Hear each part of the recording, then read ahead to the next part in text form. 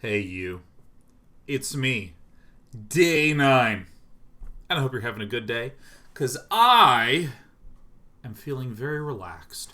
I'm feeling very chill, very calm, and I've got it going on. We're going to be playing some Historic today, for 2 reasons. First of all, I'm in love with Kowalski's 9 Lives prison deck.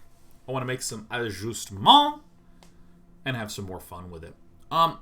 Second thing that I want to do is talk a little bit about how this stream is today sponsored by Wizards of the Coast. And you might say, Sean, you literally stream Magic all the time. What's making this different and sponsored? You can see it right here. This weekend, there is what is called the Arena Open. The Arena Open. And the idea is this. It is a weekend-long event where if you do well, you can literally win money. And so the way it works is you submit a list. And by the way, all the information I'm going to say is literally from the homepage. You just navigate to it. So like, oh, what's Arena Day 1? Oh, I click here. Oh, look, it's an event that you can enter. You can play all your matches on the day. For a chance to advance to Day 2. So I'm going to give you the gist. Come up with a historic deck.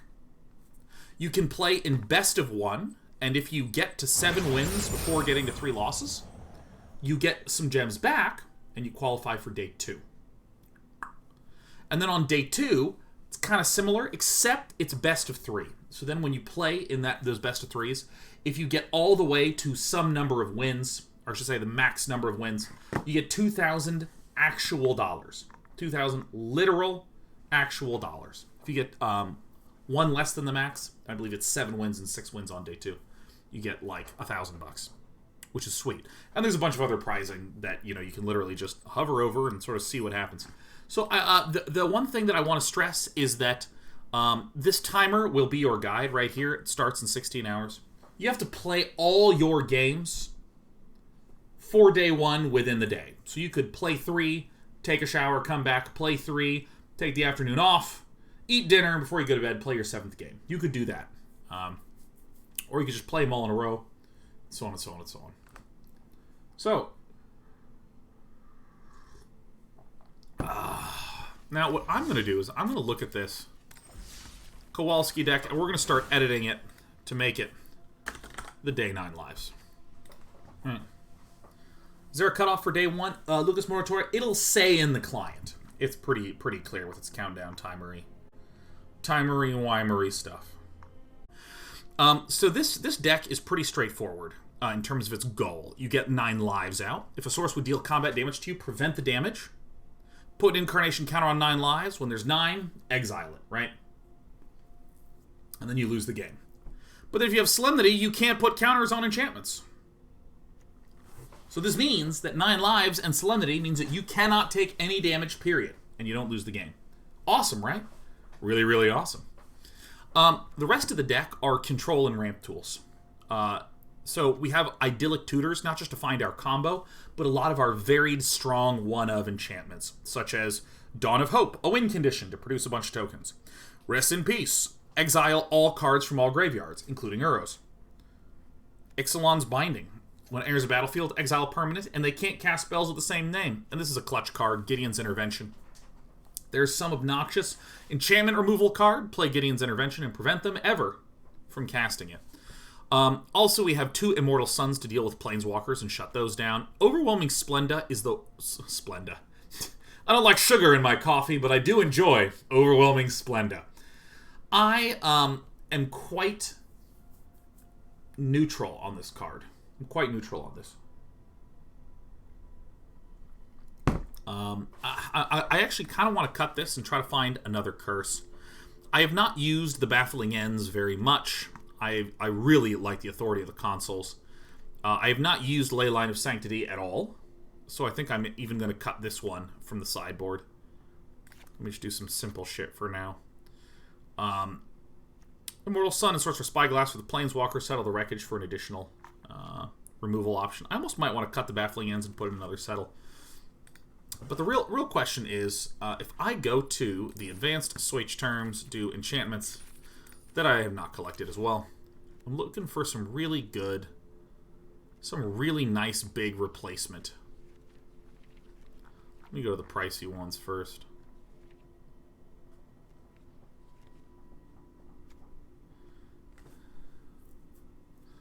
What does this do? This is enchant a creature. Don't really need any win conditions. I need prevention conditions. If source of an opponent controls, prevent 1 of that damage. Okay.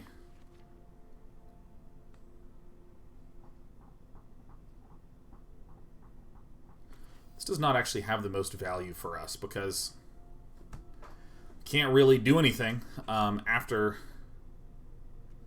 playing it. Could also be that I'm just playing poorly.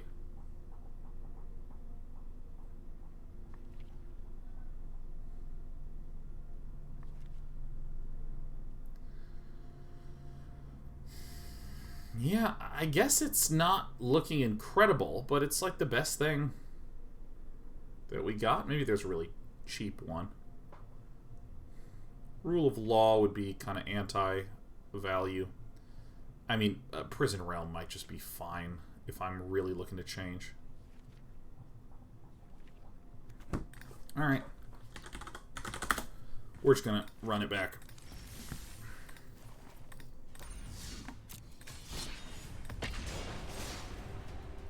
It didn't accept my name change. No! No! My God! This... Actually, it is Kowalski's 9 lives deck, right? We're not changing it very much. I will call it day 9 lives, because I actually have made adjustments to it.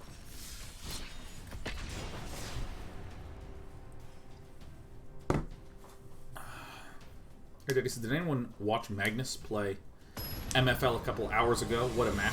MVL? Who is MVL? I assume a chess player, because I assume you mean Magnus Carlsen. This hand is okay. We have a lot of of our key tools.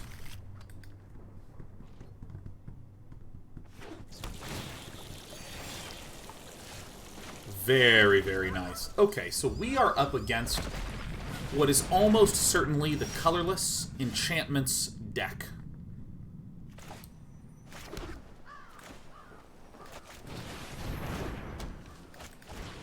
Or not the colorless enchantments deck, the colorless artifacts deck. And what this deck is seeking to do is seeking to ramp up a lot.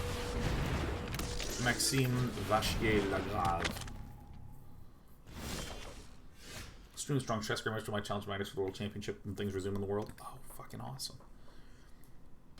Okay, so let's see here.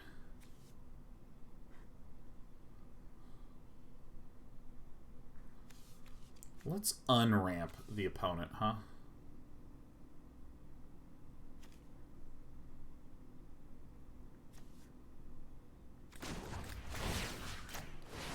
Get rid of this. Opponent doesn't have any land that they can peel.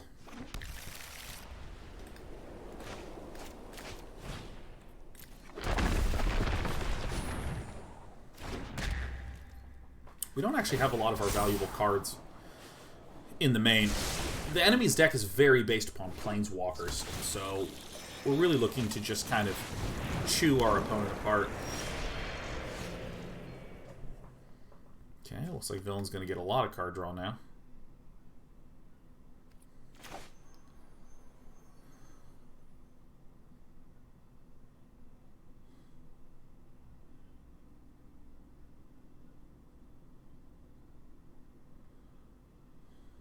Okay, so how am I going to do this? What we don't want is to lose to an Emrakul. An Ugin would be a bit annoying. I am going to do this, and I'm going to name Emrakul.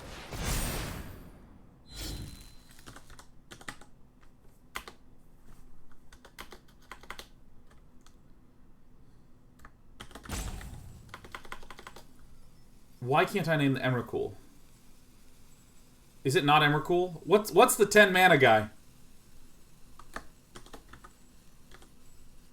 Ulamog. Oh my god. Ulamog. Yes. Sorry. Wrong Eldrazi.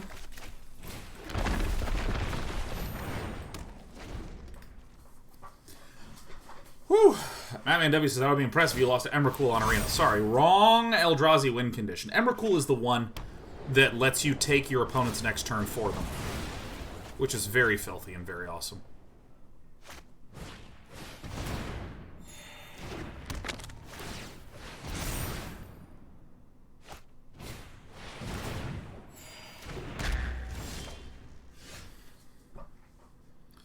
I am really scared to cast 9 lives right now because Ezra Gerford right now has the ability to just cast a big Ugin and just destroy all this shit.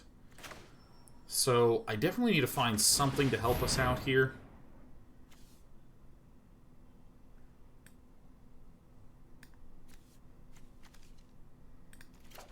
This seems okay.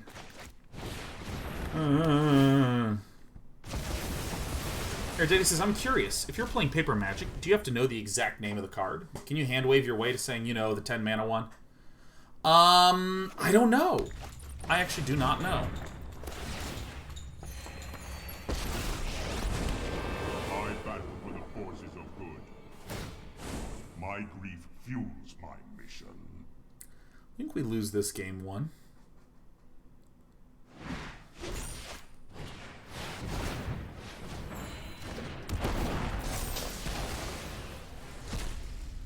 That means an Ulamog's coming to town.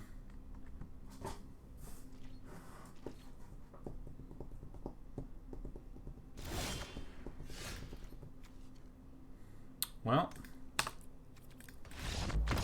I can't tap these for mana because this disables that. So apparently the ruling is you need to give enough information so that it could only be one magic card you're naming. So if you say the 10 mana Eldrazi that exiles 2 cards on cast, that's good enough. That is a really interesting ruling, actually. So let's see, the Rest in Peace is pretty useless. I think the Grafdigger's Cage is like ultra mega useless. Put in 2 Heliod's, because a lot of people are running that one. Probably don't need the Wraths. Another Gideon's Intervention would be good.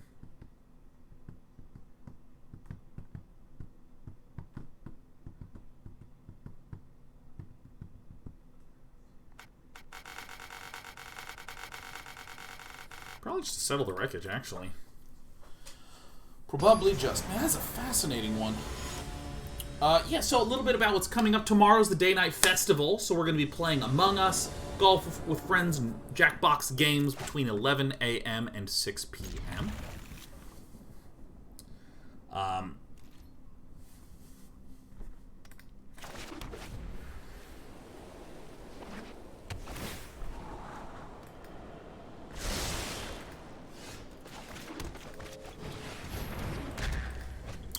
You should come by and play, because we're just playing with all of you. It's going to be great. Ah, yes, the Gordian Idol.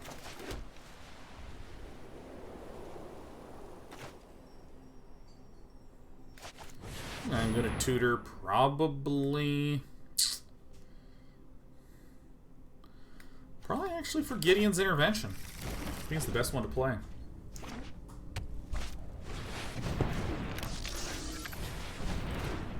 Maze Mine Thomas. Okay, so this is 1, 2, 3, 4, 5, 6. 1, 2, 3, 4, 5, 6. Let's say my opponent plays another land and then plays a Forsaken Monument. Then I don't think there's any way that this could possibly get exiled. So I'm gonna name Ulamog.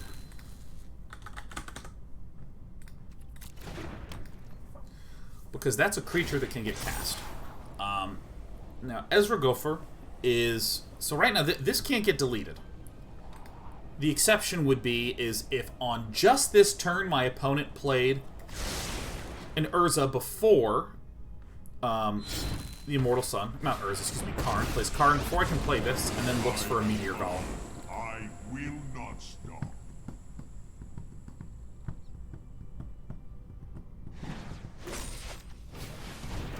Oh, excellent. Okay. And we've locked the game up. Oh, you little fucking asshole. Because of this thing. Oh, shit. Oh, my God.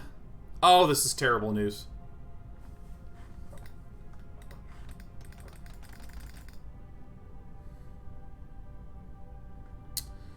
Shit. This could possibly be doom. Oh my god, this turning off these is fucking terrible. Again! Well, if Ugin comes down, we are, like, mondo fucked. That's at least a little bit good. And we also need a land.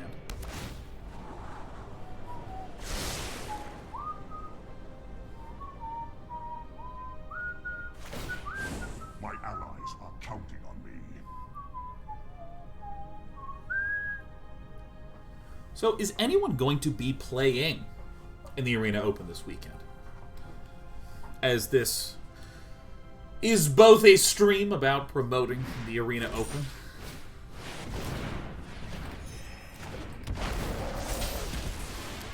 This is so fucking tilting, man.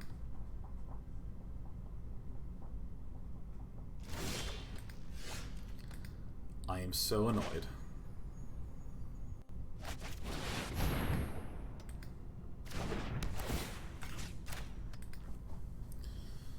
I am so annoyed!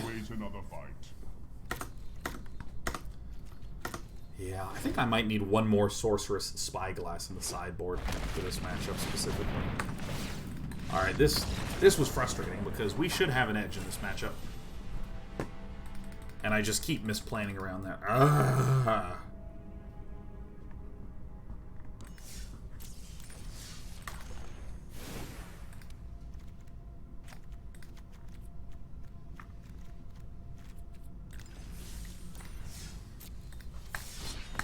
Maximum annoyance.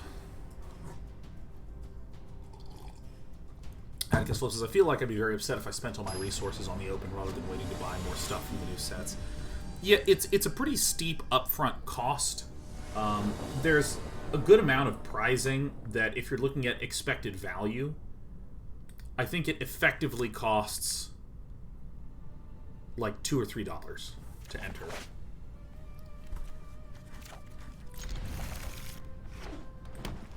Oh, thank God.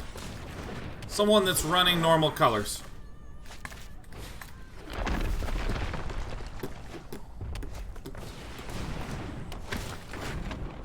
I'm so, quote-unquote, happy.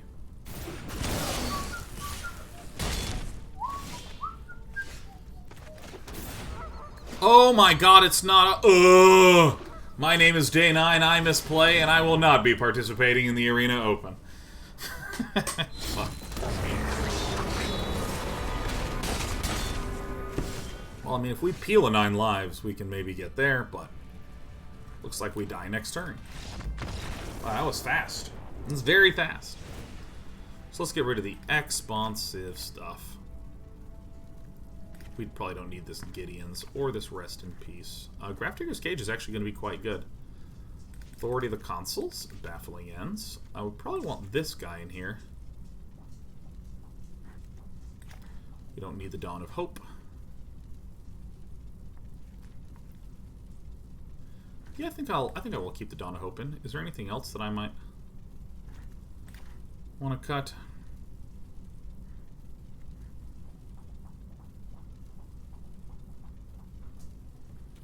Yeah. Fishy says, what on earth happened? When I did my turn 2, and on their turn 3, they collected company to out-A everything. My God, did we not get a Seesaw update today? Yeah, my little sweet baby dog, Cece, got her medical bath this morning. Coldrakon says, hope you don't mind if I steal this list for the F&M event. Yeah, there's a Friday Night Magic event running in Arena right now as well, where you get access to all the cards. So if you've ever wanted to just try something out, go for it.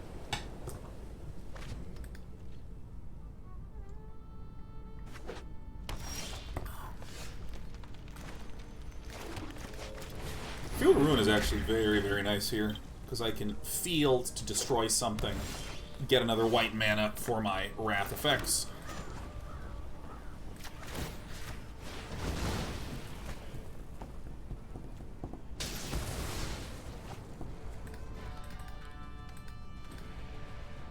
Double white.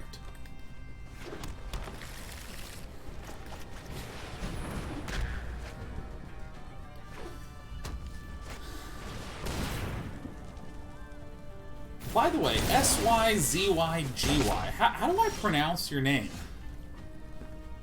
Shizhiger? Go ahead and baffle this a little bit.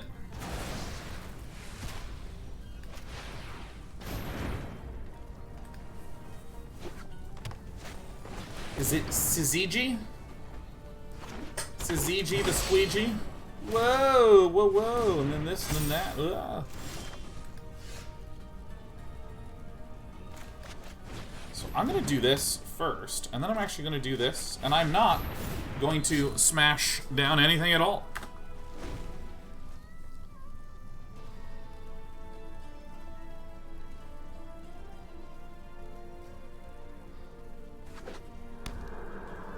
Sizz like in sizzle, and YGY like in,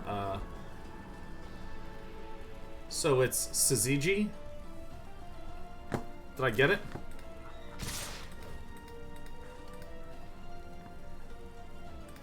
Alright. Alright. Alright. Bing and bong, me all day long. Great. Oh, I actually did play that. Very nice.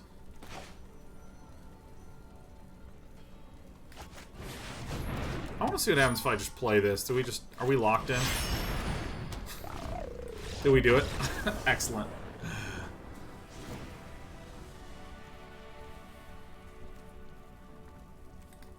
It's a word? Google will give you the pronunciation? Alright, let's do it. Alright. How do you pronounce this? Syzygy. Syzygy. Syzygy, a conjunction or opposition, especially of the moon with the sun. Syzygy. Syzygy. Syzygy, syzygy, syzygy.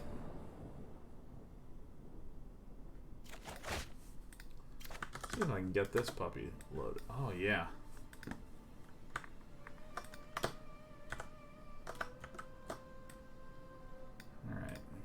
So much stuff to monitor. Oh, dude, we're gonna shut the Whispering One down. What does it mean? It is two things in opposition, such as the moon and the sun. Sounds like a very sweet... That's a great Hangman word. Me? Oh, me? I'm into Syzygy. I do have planes out. Huh.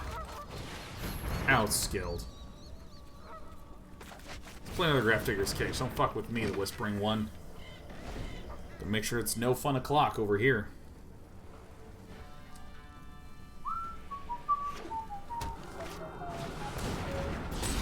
This is the robber of the rich. The rich. Oh, yeah. Alright, so if I play this, tap 2, get 1. Nope, not enough. Our 9 lives are coming to town. So, I'm in a bit of a pickle because I need to either get Solemnity, like immediately, or we can get a Wrath and buy a little time, or I think Idyllic Tutor won't do it because I think we're going to take 3 pips, and I think next turn we'd take 5. It's my favorite deck of all time, asks Kirky997. I built a Naya ramp control deck in Guilds of Ravnica that I fucking loved. It had like some of my favorite cards. It had ramp, had Zakama, had Palaka Worms, it had March of the Multitudes, had Dawn of Hopes. Oh my god, it was just so fun because you do like a lot of weird bouncing with your health total because there's a lot of lifelinkers in there. It was awesome.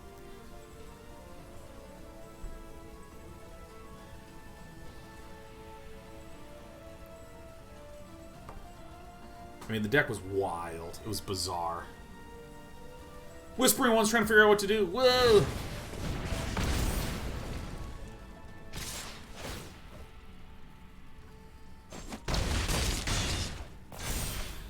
Fucking stomps, man. Well, today we all learned.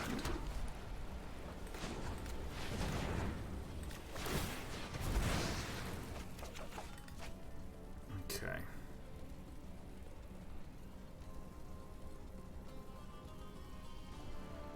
4, 5, 6, 7, 8, maybe a 9. I'll pick off this one. Can't believe Stomp gets around this garbage. Quickly Hughes says, how is Cyberpunky? Man, I liked it a lot. It feels like a really polished, futuristic Fallout.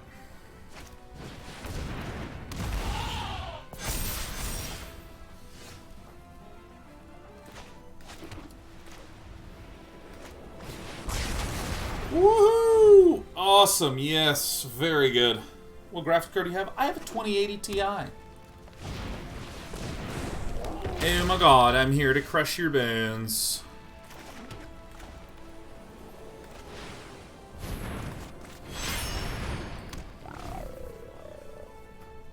Newbie says, polished? You playing the same? Yeah, no, I'm playing it. I'm playing. We're all playing the same game in Spain.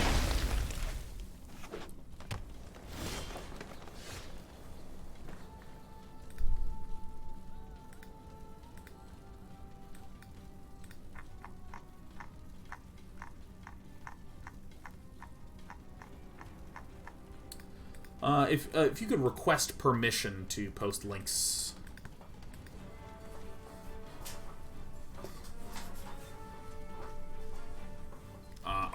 Alright, what are we doing here? What are we doing?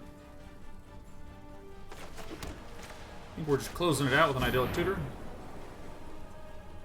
Solemnity. New place says, it's a good game, I mean, there's just some basic things missing. Well, yeah, so let me refer to the sort of polish I mean. Like, the world, the scale of the world is breathtaking. The sort of experiential components of just, like, smashing out a ton of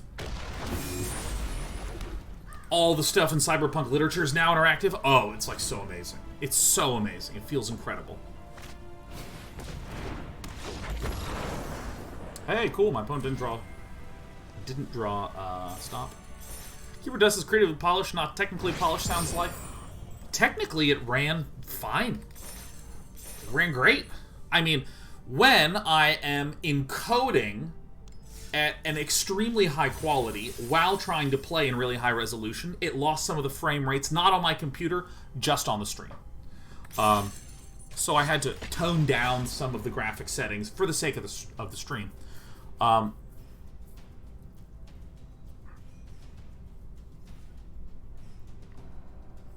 The consoles apparently run like trash, but I don't play it on a console. I mean, it struck me as very obviously built on PCs for PCs with ports to lower gen software or last gen software. But I quite enjoyed it. I think that the animations are incredible, like really subtle, expressive stuff that I really like. I go first, and I have a Wrath. I think I'm gonna mulligan, because this is basically a 5-land hand. Well, this one's really, really terrible, huh? Let's fucking hang on to it. I'm gonna get there, man.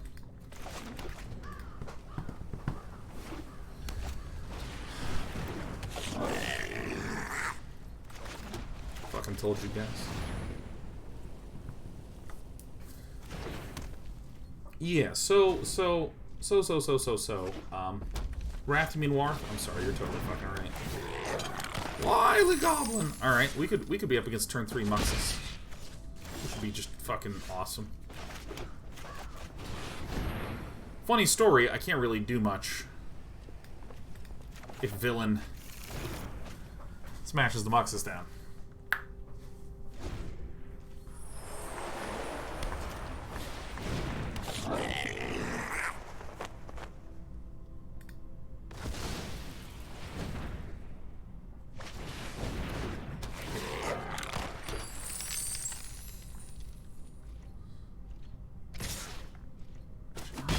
I think this person is a bot.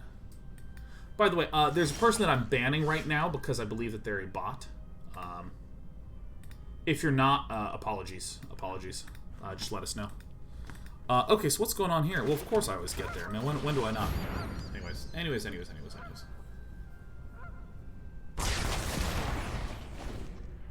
Yeah, but I think the thing that is most rough around the edges for the game is the UI UX is it's a bit jockety.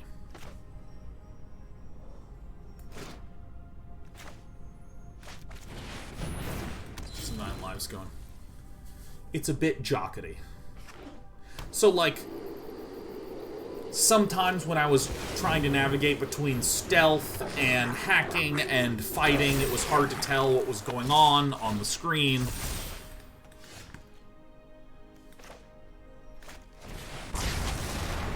Sometimes, Lucas Mortor says, can someone explain the difference between UI and UX, or are they interchangeable? Yeah, sure. So, the UI generally refers to a lot of the quality of the visual interactables in like... let me see if I can define this in nice, good Sean terms instead of technical nonsense jargon.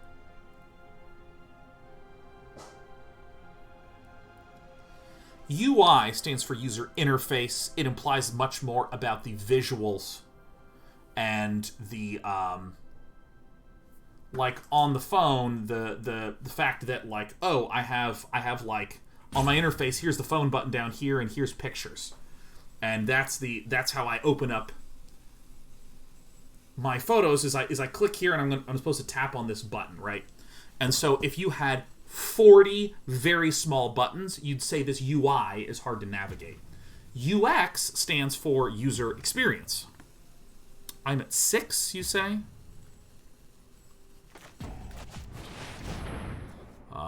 I did this wrong, and I think that I will die next turn, and that's totally fine because I was paying attention to the other thing. User experience might be something like...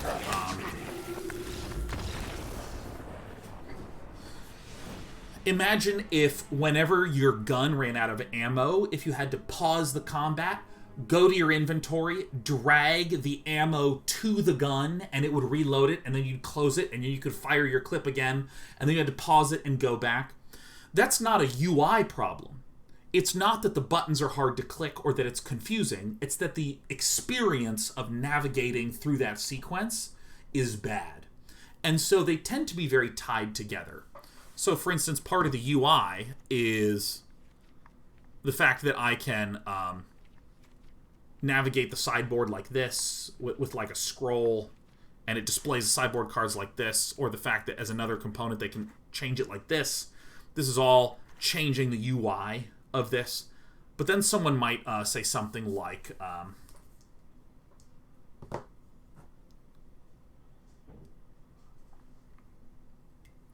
excuse me.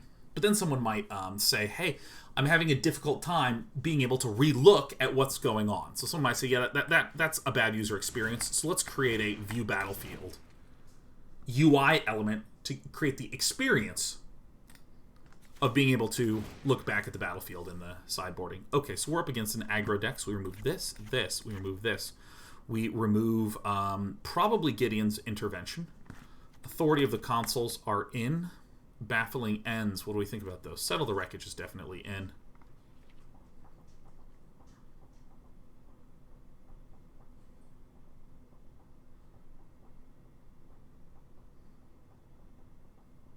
I don't even think I want the baffling ends. I don't think they do that much. Oh, rest in peace. We get the hell out of there, huh?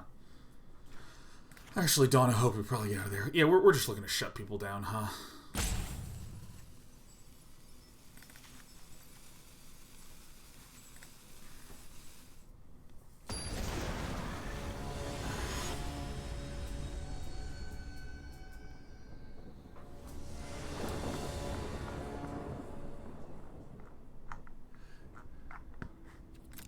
And hey, Ghosty, it looks like you removed a ban on a person that I was worried was a bot. Could you message me what's going on with that? Whatever the communication that we use is Discord. Wow, my brain. My brain. My brain in Spain is mainly full of disdain. About enchantment taps creatures on the ETB. We got 3 copies of it in here, Generic Builder. 3 hoppin' poppin' copies.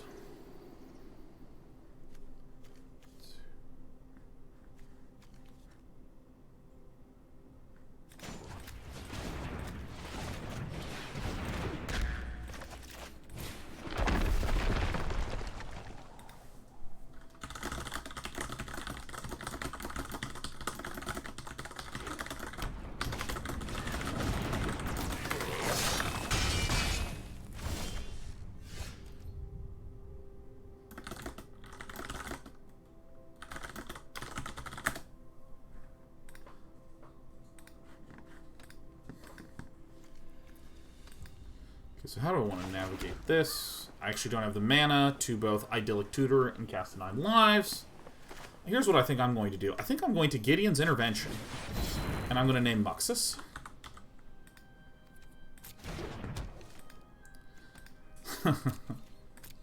Could I have gone this, pay these two, pop it, recap? Yeah, I could have gotten another white mana out. Darn.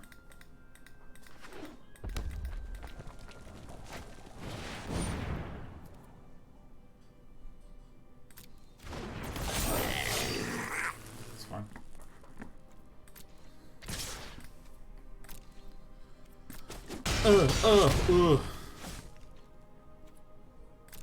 Terrific. Very terrific. Okay.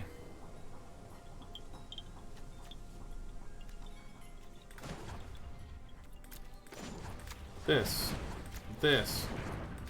That to destroy the Embereth, because that's where the damage comes from.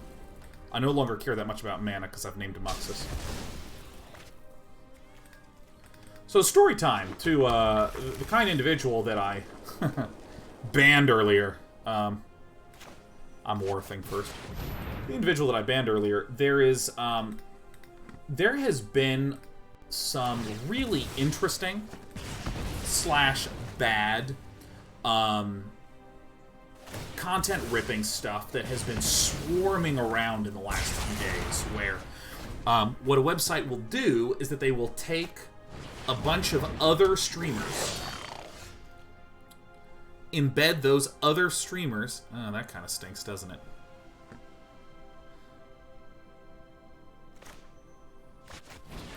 Embed those other streamers on their website, and then try to spam links to their website as the ways to link to, or as a way to view this sort of content.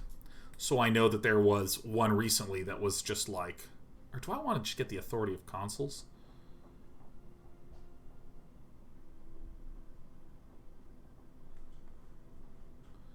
No, because I'm really trying to get to the 9 live Solemnity combo. So I know, for instance, there was one that was like trying to create, like, here's the hottest girl streamers, and you'd go to hotgirlstreamer.site or whatever the fuck it was, and then... Oh, is that death? No. I've planned better than this.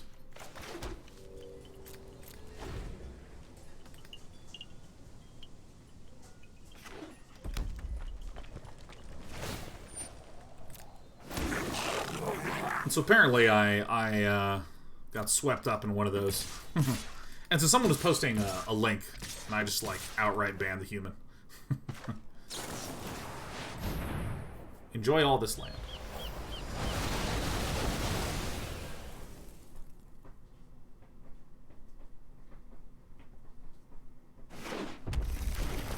So many mountains. Down to 3. Looking very good. I think I'd rather draw the card, because I have 1, 2, 3 white sources. So really all I need is, like, the Solemnity, and then we lock it in.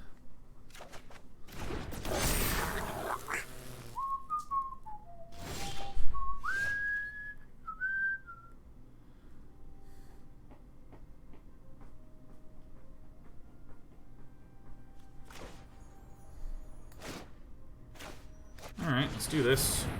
Let's just get this work going. This is not gonna lie, it's pretty scummy to present yourself as some network with no consent to the broadcasters. The way that I approach it is very pragmatic, which is, it just happens, man. That's just the way it is. I've been involved in so much hilarious garbage spam nonsense. Nice! People claiming to be my agent and shit like this. Oh, we are very fucked. Damn, lost 2 times. Rats.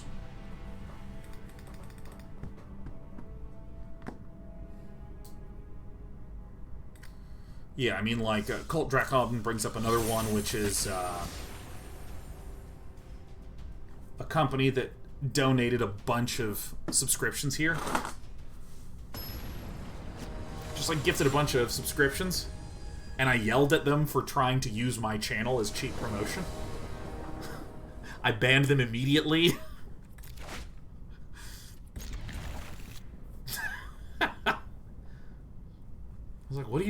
Like, what is the matter with you?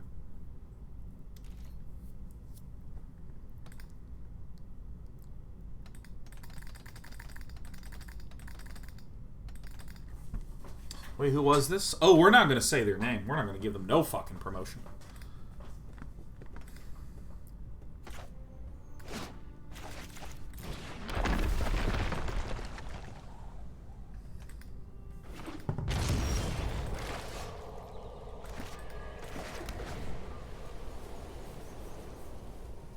Man, that made me mad. Oh, I'm so mad again. God, what a bunch of pricks. My God. It's so weird. It's, and the way I might describe it that makes me really mad is, it's like if a friend would have called you and said, hey man, do you want to come over and, like, have dinner and watch a movie? And I'd be like, sure, that sounds great. Again, ignoring the fact that there's a pandemic going on. Yeah, no, that sounds fine. And then imagine if that same friend called you and said, oh my God, it's an emergency, I need you to come over for the rest of the night. I can't tell you what's going on, but I need you to come here. And then you go over and they go, surprise, it's dinner and a movie. And I'm like, don't do that. Don't get me all worked up and freaked out that something terrible has gone on when everything's fine.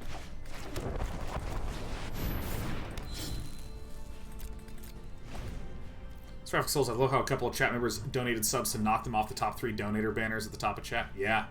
Oh yeah, that was good. That was good shit. That was good shit. Last Zone of Solemnity deck, asked Kratos. Ah, yeah, it's really good for a number of reasons. First of all, if you have Solemnity out, you can play this, and then it's at 0, which gives you now a tool to clear the board of tokens.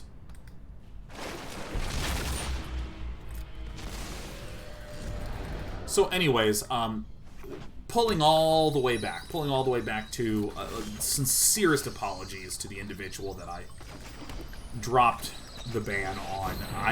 I tend to be overly protective and err on the side of caution instead of erring on the side of permissiveness, and just check in and this is what's so wonderful about having Ghost Stalker. It's just an amazing mod. Ghost Stalker just took care of it immediately.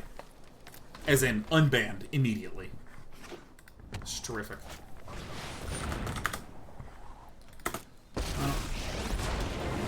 You see the white mana, so this is the Sultai splashing. Oh, I guess this Indatha Triumph was down early, but I was burbling. Harness the elements! Ah!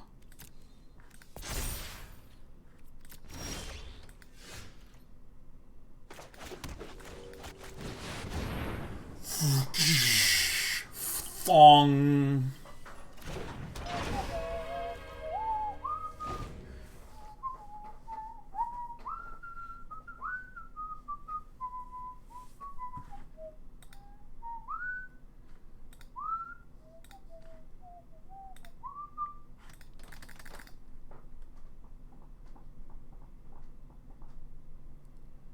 Syzygy's asking, man, this deck is so good. I don't know what the Sultai deck loses to, really. Maybe Colorless Ramp? Colorless Ramp is actually quite good against, Colorless Ramp is actually quite good against Sultai. Feels really, really nice. So, depending upon, I think, Mythos of whatever the fuck it's called. Mythos of Illinois.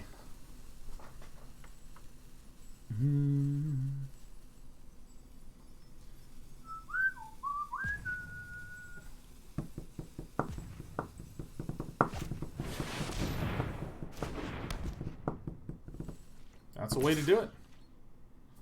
That is a legal path to take. Drawing not 1, but 2. Hey.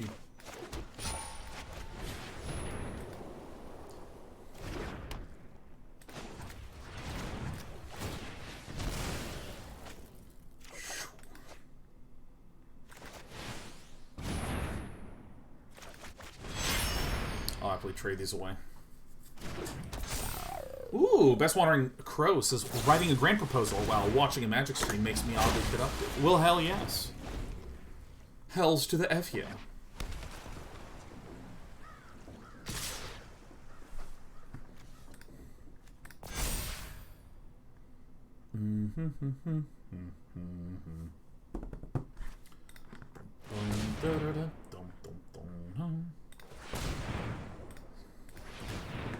Alright, let us divine.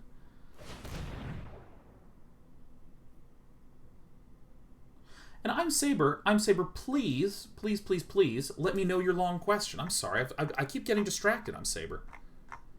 Saber, chicken belabor. Perfect. I've drawn cards, half of which I can't play. Whoa! Alright, now the music spikes up. The game knows it's drama time. Solemnity. You.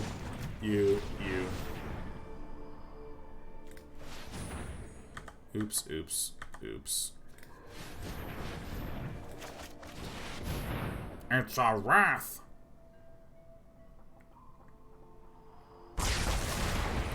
Now there's only one blue mana, which gives me comfortable the abilities to cast the Solemnity. Yay! Yeah, I should have the music turned on, huh? Audio? Yeah, great.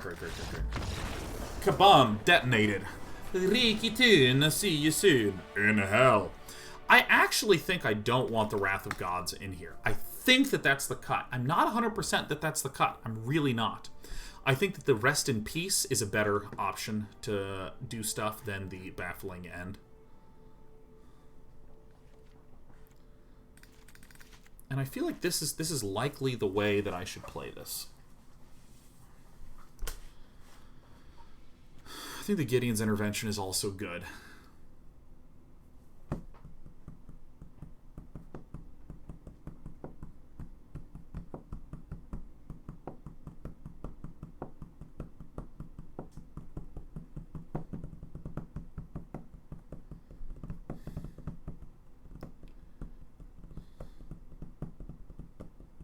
What do I actually take? Not sure.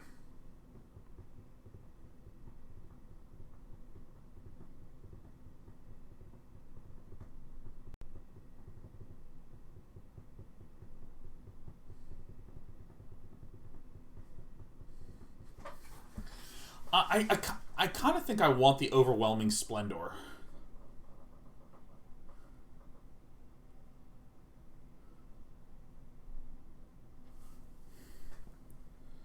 So I think if I trimmed this...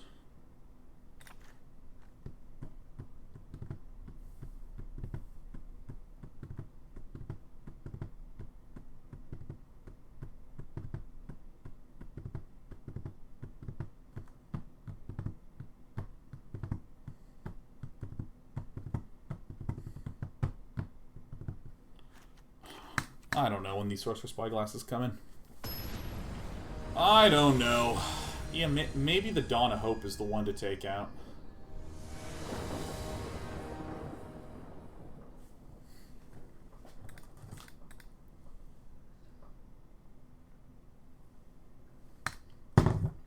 Not sure.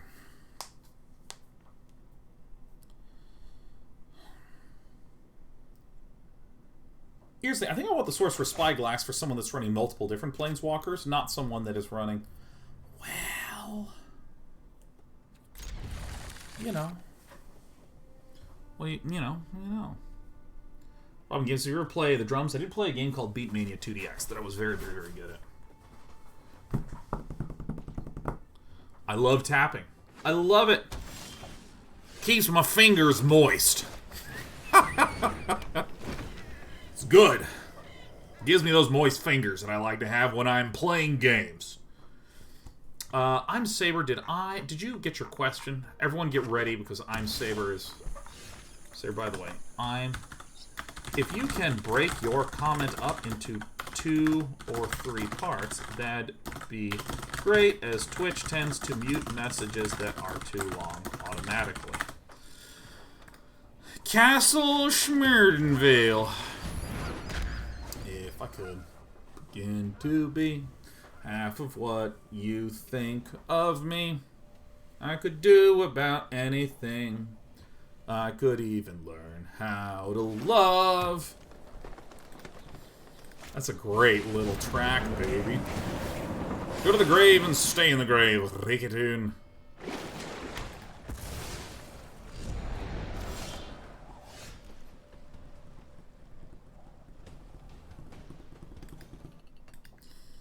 Well, I could double shit on that, but I like to poop on things in single time. It is I, Solemnity! Totally excellent. Hi. Hi, I'm Nissa. No Nissa? Very cool. Grafdigger's Cage, over Rest in Peace, Kratos 4D, I've got it all.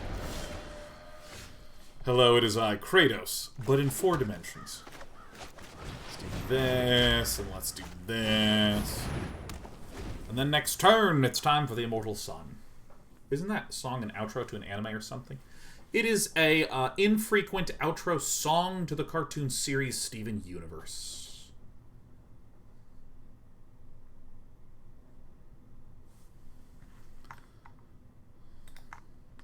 Culture Constance Veer thought about getting some easy-to-use free music software, such as Nano Studio, and maybe streaming and making some beats. You can't get any counters on you! Might be too overwhelming to make music, but I'd watch that. Yeah, I kind of want to do some creative shit next year. Bro, I've been wanting to do some, like, creative, like, shit.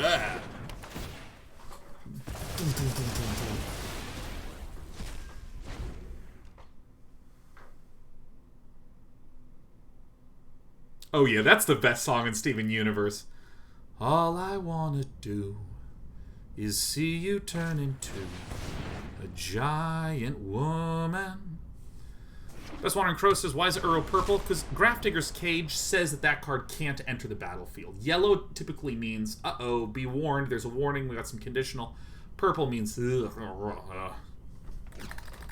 Well, about the Day 9 cooking show, I had this brilliant kitchen that I lived in very briefly, and I was like, oh my god, this would be so easy to film a show. Because it had this, like, nice wraparound island where I could prepare stuff, you could see everything. Then I moved to what, a kitchen that can be described only as anemic. All I wanna do is see you turn to a giant woman. Giant woman. Giant woman.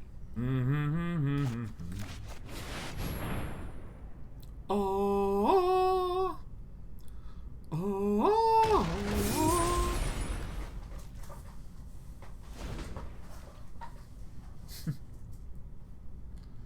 Anyone know where that song's from? Let me tell you, this will give you some nerd cred in this channel. If you know that tune, that.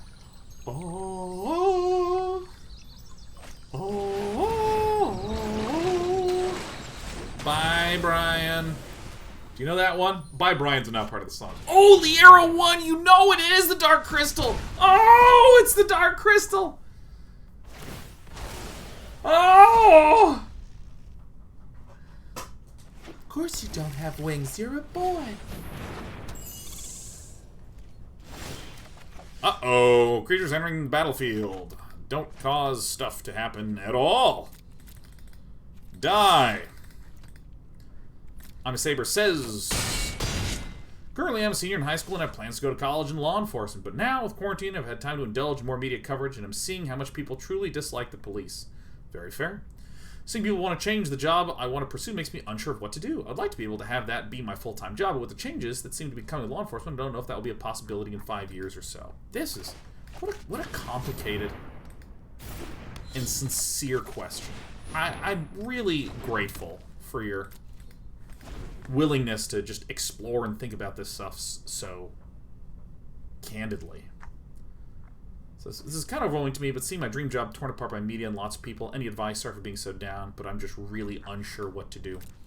Yeah, I mean, I think that there's a number of ways that you can approach and think about this. Got him!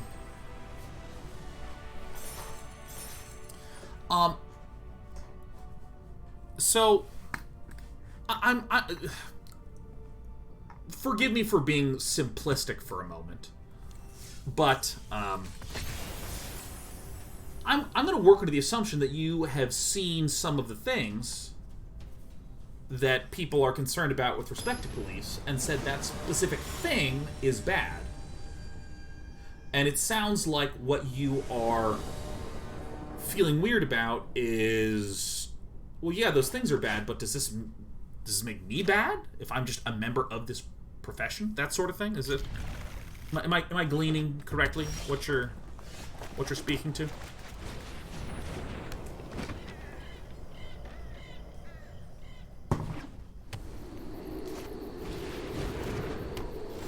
Because if it is, I got some easy peasy lemon squeezy advices. We're up against goblins. Oh my goblin. Generally, yes. Well, great. I have personally been in the situation where I have been a member of a generalized group that people are like, that group's just being bad. Ah. And it's actually when you are assuming that you're under the statement that, like, you know, I recognize that thing's bad. You actually have a pretty easy position. Because you get to go, yeah, no, I agree, that's bad. Yeah. Yeah, I really don't want that to be that way. At all. Period. And then you're done. You did it. I'm going to delay the Guardian Idol because I don't think we really need to do it. I'm going to get the 9 lives. And I think that it's important to be able to distinguish between the simplified language that media coverage or that social media commentary might take.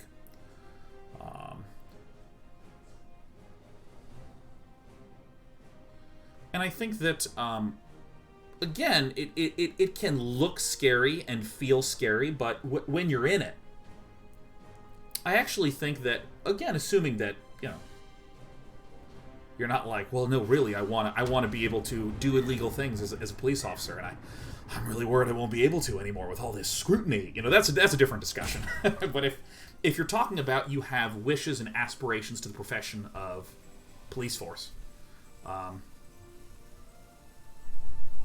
I have had interactions with cops that have been fucking fantastic. Fantastic. Watch my video of how the police found my stolen car, and you will see firsthand evidences that I am providing. They're just wonderful cops. Alright. But I think it's scary if you're someone who's thinking about not something as a work, but as an identity. You know?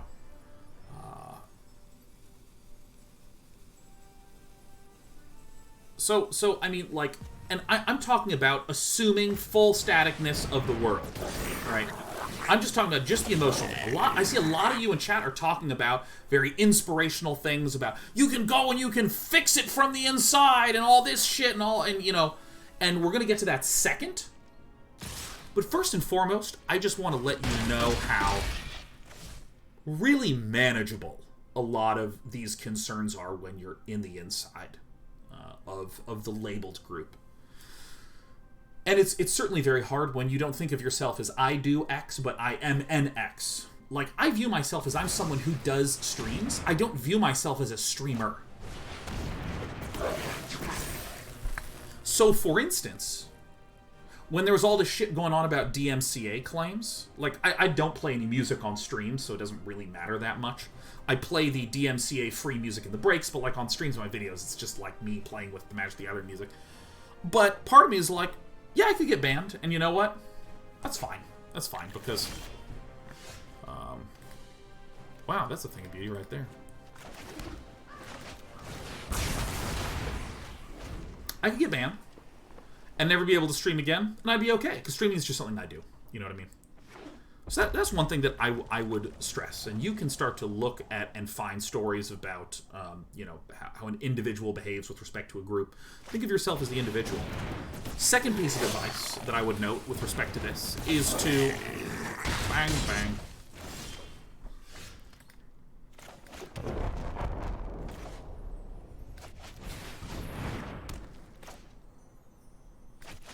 Second piece of advice I would give is it's good in life to have backup plans. It's good to have backup plans. For instance, if this streaming stuff blows up today, I could do programming. I could do research. I could do a wide variety of things. I could do a lot of stuff. And And I feel comfortable in that. And every now and again, like for instance, part of my deep dive into coding neural networks and working with neural networks in Unity just for fun is also a nice sanity-providing reminder of what I do and don't have to do. I had all my energy focused on being a streamer and all that sort of shit. I'm Saber says the other part that's oh yeah, and let me say one third thing before I respond to that. I'm Saber. A third thing I would note is that when it comes to the concerns that you have about Thing X, you can be a force for good in the way that you want to be that goes against the grain of stuff. For instance, in my industry, people make other people work for free all the fucking time. All the fucking time. People get other people to work for free and burble about exposure. And this is a huge issue, particularly in the YouTube and Twitch space, because, you know, frankly, there's just not that much money that a huge majority of channels are dealing with. So what I try to do is I try to just be like, yep, that's definitely an issue, which is why I love fucking paying people. And I make sure to pay people that I work with. Or if they're like, no, I don't need any payment, I'm like, okay, well, let's talk about another concrete way that we can make good that's, say, proportional to this amount of money. You know, that sort of thing.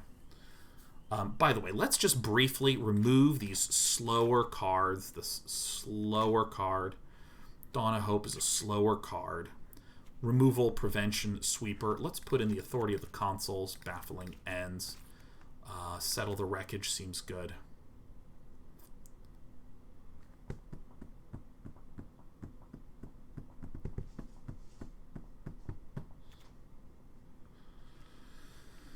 The Baffling Ends are really not the most helpful one, but I still think I'm happy to run that early on.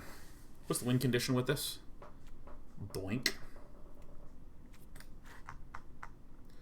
But I'm a Saber says, the other part that concerned me was talking to my friends, and them just bashing police as well. I don't want to be rude to my best friend, but I want to show them the good side of things. Yeah. And, okay, so when you're talking about controversial topics... or I don't want to say controversial topic, because really it's contention that I want to be able to discuss. If you're talking to someone with contention, there's some really easy communication techniques that you can do to alleviate that. For instance, if someone has concerns about, and again, I'm going to leave things in big generalized form, just for simplicity's sake. Your friend says, man, I'm really upset about Thing X. Oh my god, fuck. If your friend is saying something like, hey, Thing X happened and I'm really upset about that, and that's the third instance of Thing X happening in the last month, cops suck. You, first and foremost, should understand and speak to that person about that thing. Because I think an error you can do is go, well, I mean, like, I want to join police, but I'm not going to do that. But. Because it's really easy to go, dude, I completely agree. That's bullshit that happens that way. So, for instance, man, it really sucks that a lot of streamers get a bunch of people to do work for them for free just because they're famous. And what I don't say is, yeah, but I pay people. I don't do that. What I do is I go, God, yeah, no, that's frustrating. People deserve to be paid. I am just speaking about them with respect to their viewpoint. I'm talking about myself, right? And to separate what they're saying about their frustration, separate that about who you are and what your thoughts about yourself are, and also separate that from this group. You know what's actually really heartwarming about this comment that you make, I'm Saber?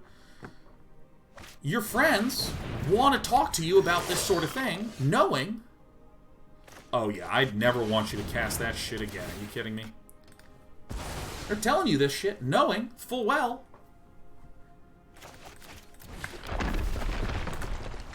that you want to be a cop. And that's actually kind of a positive thing, if you think about it. The most dangerous thing, I think, is when someone wants to have no relationship at all. None.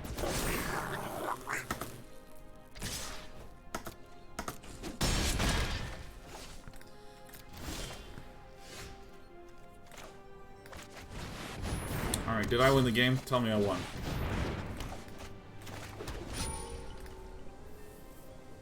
So, I'm gonna come back, which is, you have this career wish that you're interested in, and it feels scary for a lot of very good reasons, particularly media coverage and all this sort of stuff. I really, really, really encourage you to acknowledge that when you're by yourself and things are good, by yourself, just hanging out, how in control you are. When people want to discuss these, perhaps some controversial or stressful topics, you can navigate them really with a lot of grace and a lot of calm. And the fact that you're having these sorts of feelings is really, I think, really wonderful. I think it's really, really good to have, like, concerns about this sort of thing. Think of some backup plans about what you might want to do if the heat is a little too much. Streamers do this shit all the time, where they're really trying to push through and just stream through whatever stress is going on, and then at some point they go like, you know what, this is too much, and I'm just going to take a huge step back from this. Or a lot of people in Silicon Valley leave a big company, and they try to do a startup, and they're working like crazy, and oh shit, oh my god, I'm not getting any money, I'm working really hard, and all this shit's gonna collapse. Dude, you know what? Screw it. I'm just gonna go right on back to big company X, man. I'm just going back there. And sometimes they feel like they're a failure for doing that, and then a year passes, and they're like, actually, you know, I'm way happier having things be clear and organized, working on a large project. And so I also talked to some police recently, and they shared their experiences of telling people they were police and then never seeing them again. I just don't want to lose my relationships because the job I want to have. I think you'll be okay as long as you are comfortable having, you know, a dialogue about.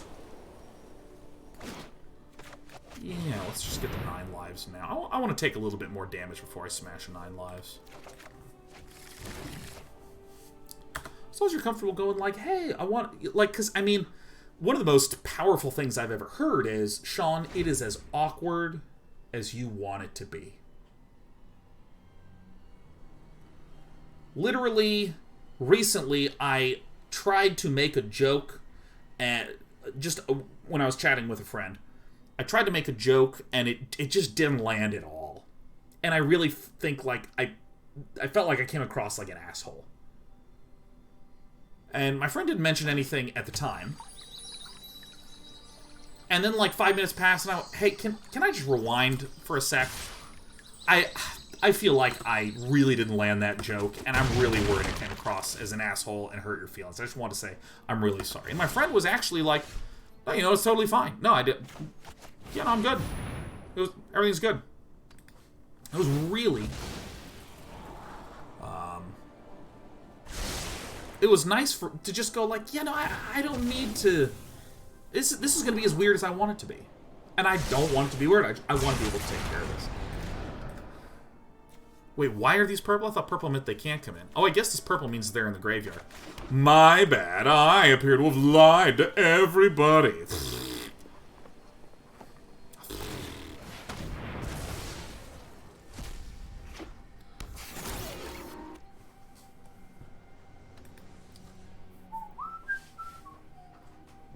If you had a friend that didn't want to talk to you, you can just talk to them.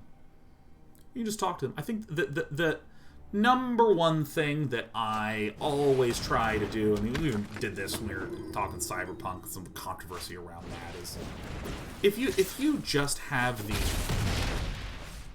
ability to listen to the other person and just pretty much only focus on them and their stress and what they're dealing with. Exile another creature, return from the graveyard to the battlefield. Okay.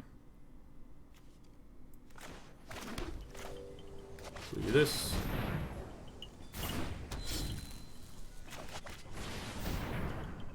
I know, I've broken all your trust because I said the purple meant one thing and it turned out it meant another. But if you have a friend who's not speaking to you, you can really, truly, reliably go forth and speak to that friend and resolve it. It'll be okay, as long as you just kind of focus on them and their worries and their concerns, you know.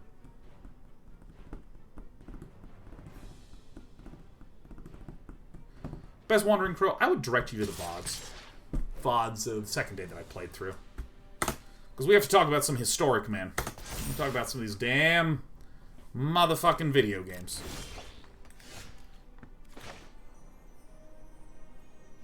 Alright, I won. Is there anything that destroys enchantments in these colors?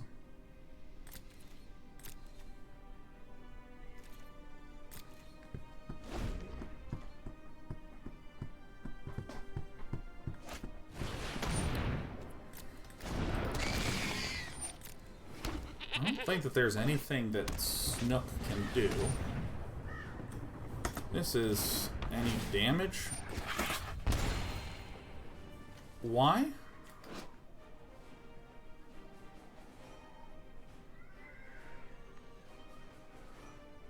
Oh, it's life loss, not damage.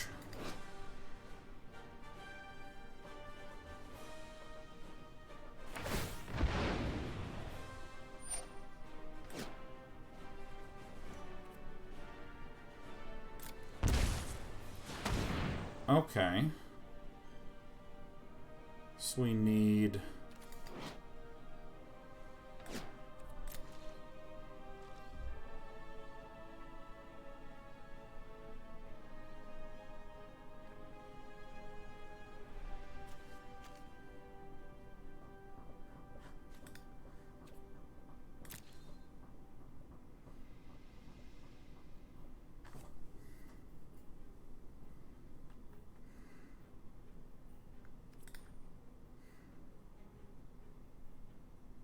I do this now?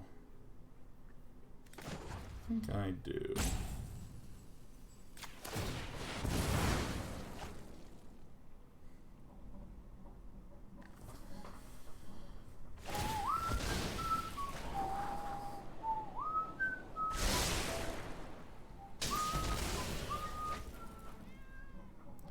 Back down to 5 mana. Okay.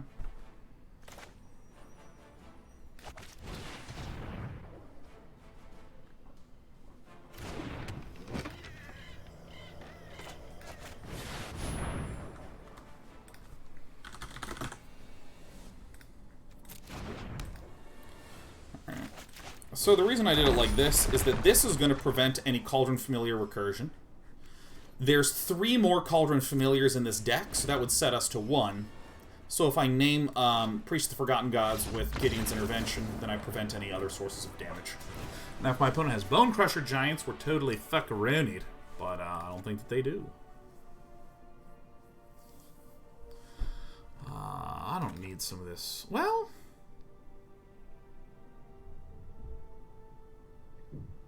that's very good against these bastards.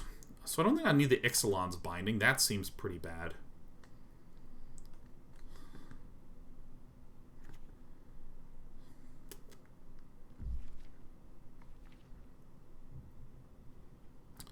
I want the Baffling Ends, and I feel like I want to Settle the Wreckage. That seems pretty good.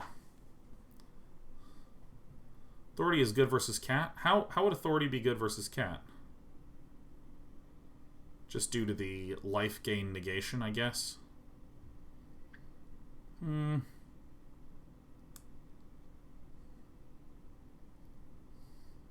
don't think it seems very good. Authority of the Consul seems kind of like a non-combo against the Cats.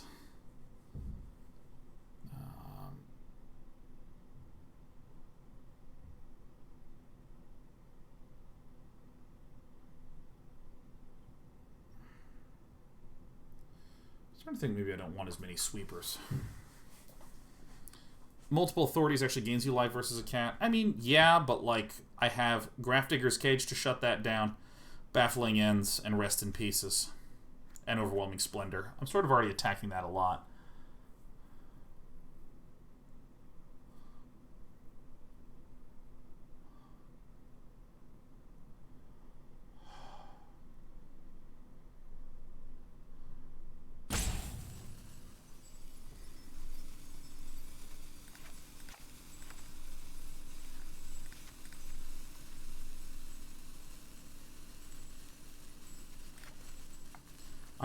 right. I actually go down on sweepers because my opponent has so many sacrifice effects and things like this.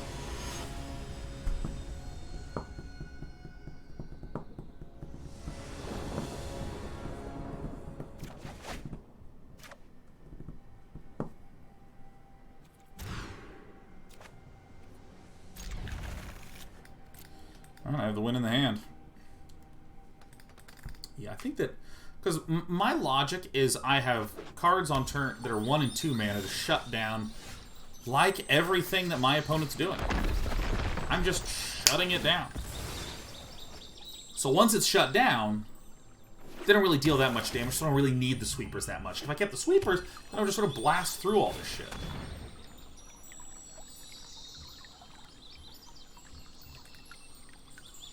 Yeah, you can't do nothing, man. I'm serious. I shouldn't be getting as emotional as I am right now, but it felt so good to get this all off my chest. Thanks to you and Chet for everything.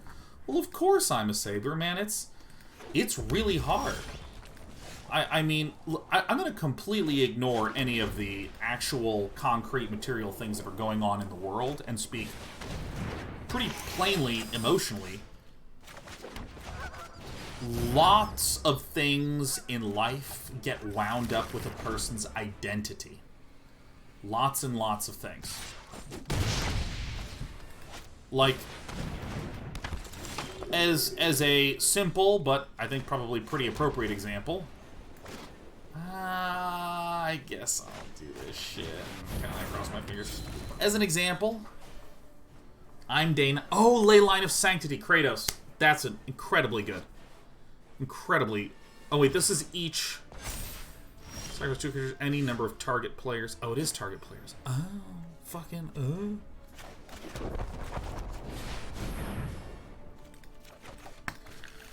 Like, for instance, if somehow someone was like, listen, we made Day 9 coffee in the 90s, and we have a right to this brand of Day 9, you need to stop. Like, that would fucking hurt my soul to not be able to be Day 9 anymore at all. Like, I mean, I don't need to be a streamer forever and always, but my god, if I couldn't be Day 9, fuck, it would wreck me. And I have known countless people who this happens to, you know. Gosh, I mean, people that worked at a tech startup and it folded and they were devastated because they had just put their entire life into this. We're winning games now. People that tried to do really well in a tournament. And they tried really hard and then actually choked in the first round and went bust. And we're like, what the fuck? Oh my god, I suck and all this stuff. There's people in creative projects. Work on a game, gets canceled. Write book 1 of a series that's good, write book 2, people pan that shit. And it's just, gah! It's a really, really, really hard thing to do. To get excited about something, and yet still try to maintain a logical barrier between that thing and who you are, who you feel like you are in here. I mean, this is going to sound like a little bit of a trite example, but I literally mean this with every fiber of my being. I did only StarCraft content. And it took all of my fucking time to do that StarCraft content.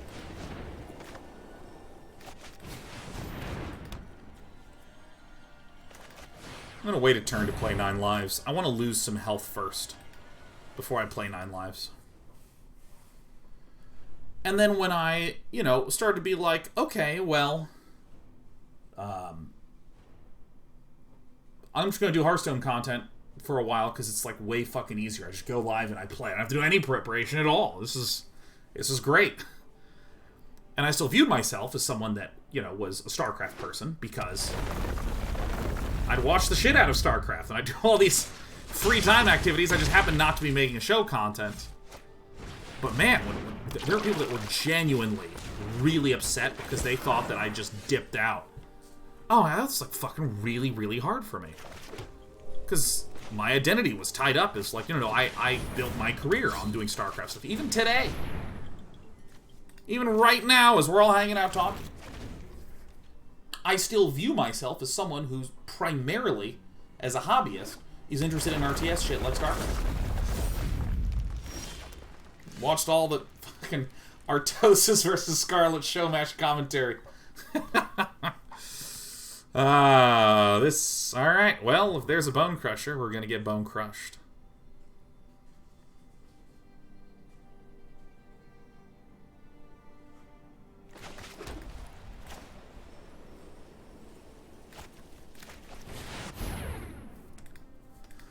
Lemio says, hey, you just popped in to ask what Sean's promoting today. I'm promoting the Arena Open, a tournament that you can enter for a few thousand gems or gold in order to play in a tournament this weekend and tomorrow. I should say on Saturday and Sunday for a chance to win prizes. I'll talk more about that when I get out of this. But yeah, like just literally feeling myself make content about Hearthstone, which I really enjoyed doing. And was substantially easier to do.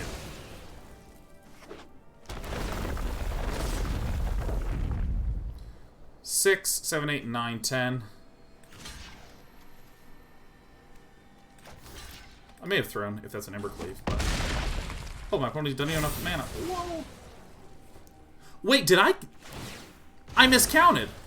I thought there were 3 on this fucking thing. Alright. Whoops. This is what happens when I'm talking about things that matter. Remind me to never speak about shit that matters ever again. That's actually so funny. Let's see here.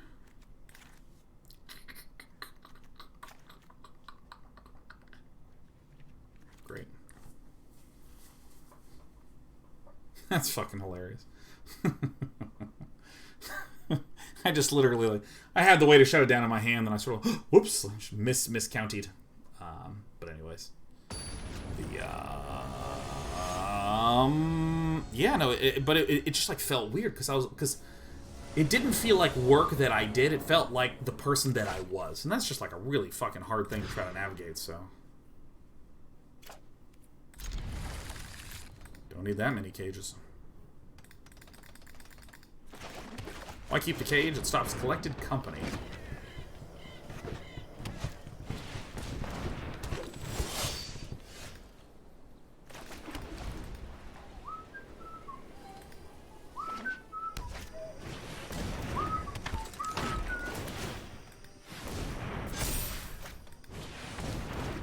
Whoa, look at this tough guy. Who's this fucking tough man? Oop, I did that wrong. I should have played the Solemnity first and then smashed the 9 lives. H. Lampert says an actual 9 lives loss. Worth a resubscribe. That's how we do it. No one slays like Day 9, makes misplays like Day 9. Has their flaws and their skills on display like Day 9. You will find watching me is infuriating. Something, something, something, something. I don't remember the rest of the song. Alright, let's try to win. I did it, I've done the combo. Ooh. Oh, shit! It's Armadillo Killer.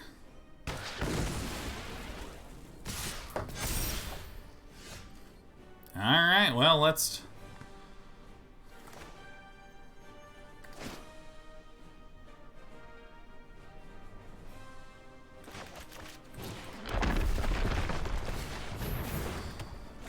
Alright, let's play some of these. Vital Mrs. Whiskey spewing out of my nose. Hey, 248 on a Friday. That's a good time. Let's go to 8. Let's stay at 1. Stay at 1. Perfect. No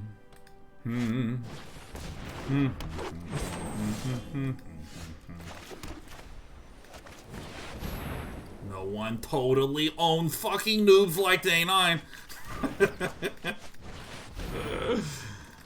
Oh, yeah. Dan Can Do TV is any advice for someone who wants to make more programming tutorial content but can't quite stop worrying about whether it's good or how it'll be received. Make a tutorial about something that you don't really give that much of a shit about. Tutorial is something where you don't really care. Mind Stone! Ah, turn sideways! Play this! Fuck you! Yeah, alright!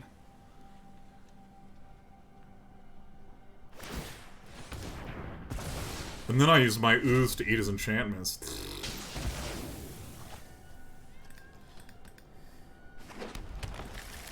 Here's the thing Dan can do, like just literally make the tutorial, upload it. You know, do a whole test channel. Make a bunch of test tutorial videos. And don't read any feedback. Don't even read the feedback. Just make it, watch it, get done with it, and then when you're done with it, just be like, how would I have redone it? And let's do it again.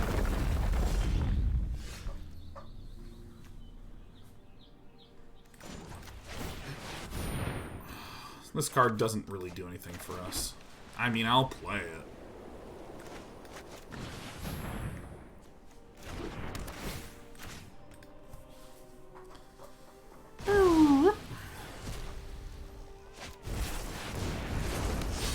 Whoa, tough guy, Emberdom. Alright.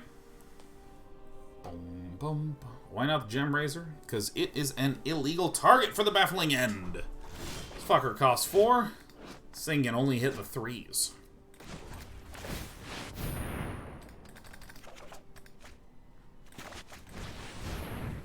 Idyllic Tutor.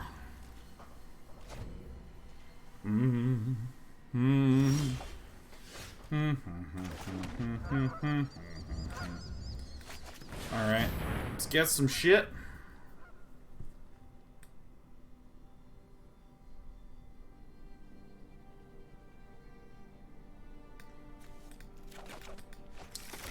Oh, that does seem fucking lit! Fuck you.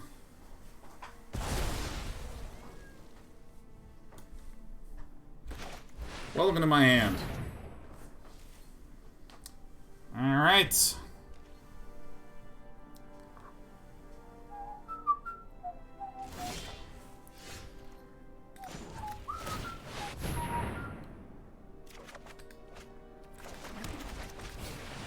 Alright, does Ixalan body apply to both creatures on the mutate? Only the tippity-toppity one. I think.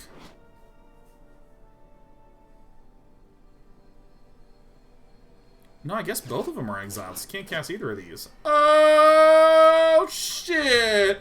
Getting everything! No 1/1s or 4/4s for you! In the words of Trinity, rob this. I got nothing in hand. You got nothing on board. Fuck you!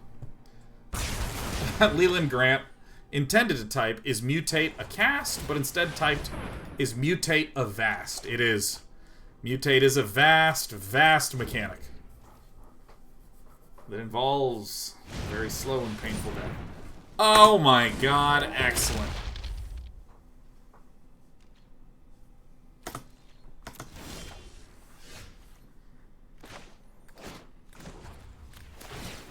We're having an audio before video issue, Ghosty? No. I can't believe it.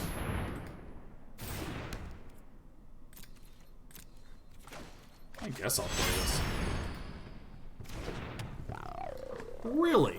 Alright, let me try something, Ghosty.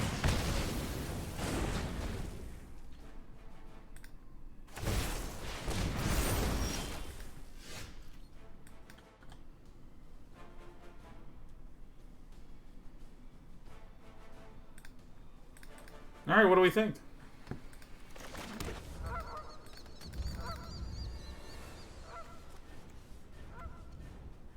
My dude died, and I couldn't care less. Doesn't matter to me. Oh, yeah. Healing! Let us make the army of 1/1s that will soon be too much for you to handle. Ha ha ha ha! No one wins like day 9, kicks in shins like day 9. Plays a deck that looks just like some sin like day 9. He is rhyming impromptu. It's pretty bad. Yeah, not that good. Not that good. This will do fine.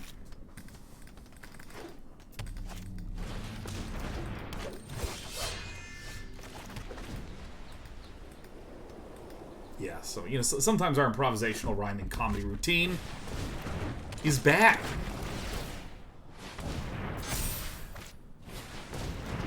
So we're gonna go down. Uh-oh, Tutor Town. Alright.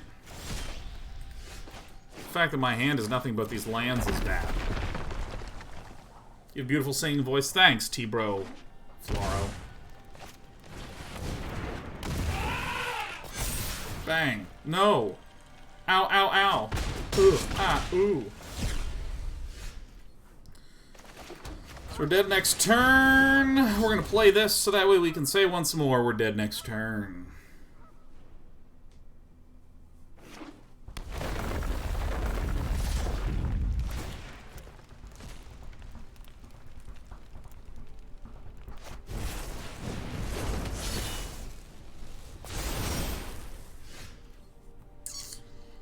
Well, you can't say that I didn't draw it.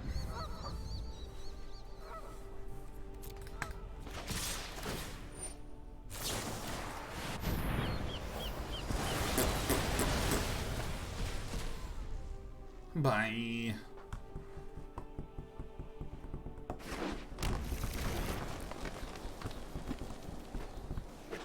Wrath off the top. Damn. What's this? What are you looking for? Nothing. Superb.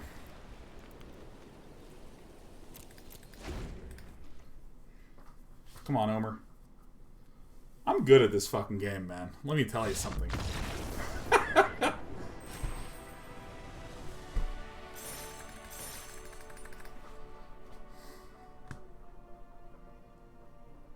That's right. What's the cat companion for? It's free. It's free cards. 8th card in the hand.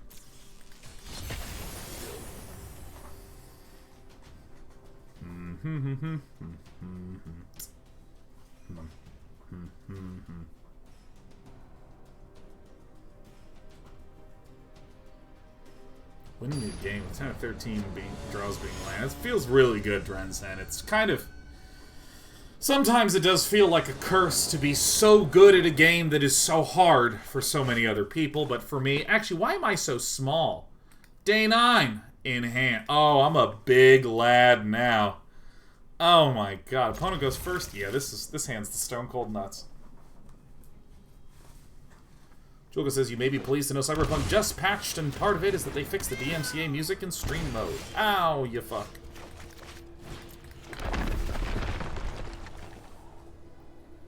Can we get even bigger? I'm such a robust boy. You know what I mean? You can be a bus boy, but you can also be a robust boy here on Day 9 TV. Be a larger and larger gamer.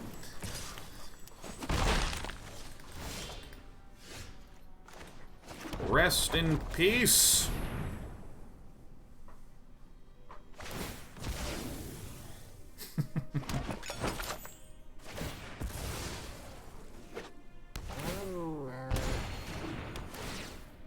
Bam. Rest in peace. Rip in pepperonis. Midnight Weeper. Alright, let's just get some. Let's get some of the same shit again and again.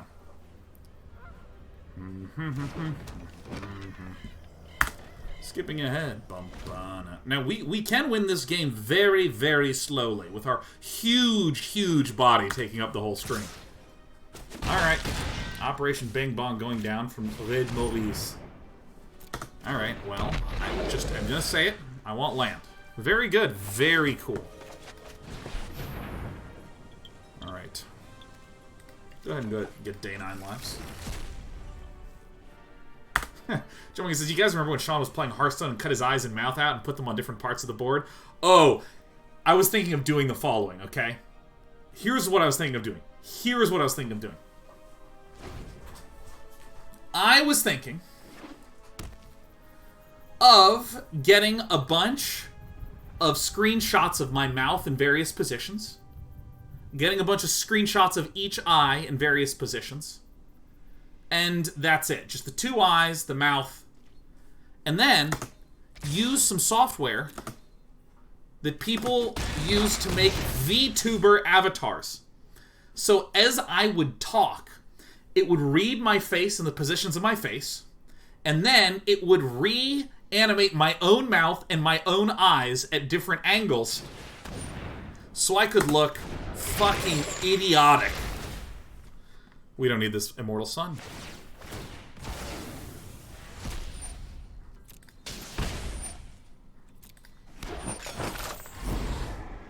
Or do I just not want this Idyllic Tutor? I guess let's ditch the Tutor. I mean, maybe we can get a Sun for fun. I mean, that would be like absolutely incroyable.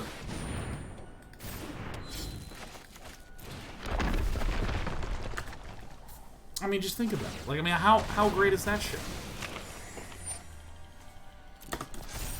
1.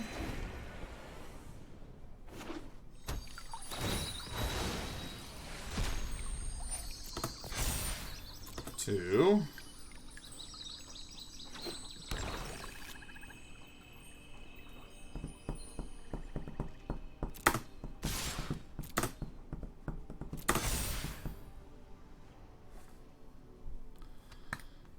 Alright, so then there can be 3, 4, so that would put us up to... Okay, so that's pretty good.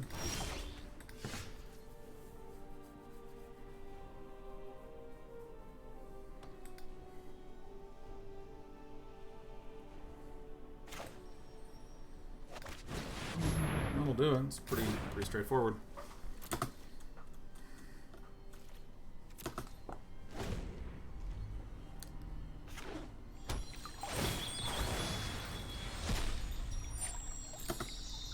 This is great. Which one do I want? Let's put it on the big one.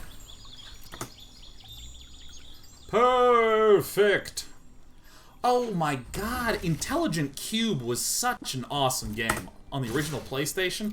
Man, I remember walking to the mall, going up to the kiosk that had the PlayStation on it, and not letting any other children have fun at all, man. That game fucking ruled. Begin.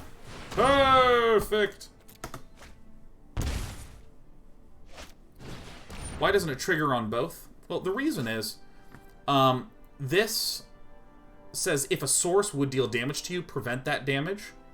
So when both of them occur, the first one prevents the damage. The second one doesn't even have any damage to prevent, so it only procs on a single.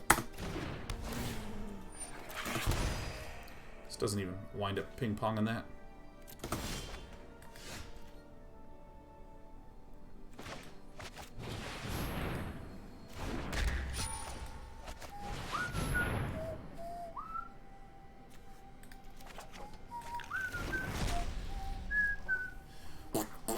So then I need to Solemnity and Gideon's Intervention, the Priest of the Forgotten Gods, and then I'm going to take a shit on Red Mortis when he's lying here in my arms. I think when I'm in a good mood, I'm probably incredibly annoying to a large number of people, but that's okay, because if someone tried to accuse me of being annoying, I would just absolutely just be like, what'd you say to me? I would absolutely just wouldn't care that much. I wouldn't care.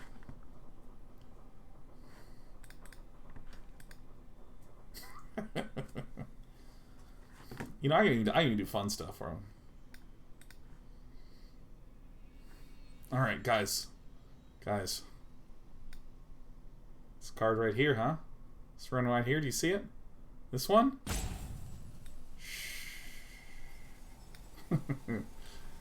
See this card right here?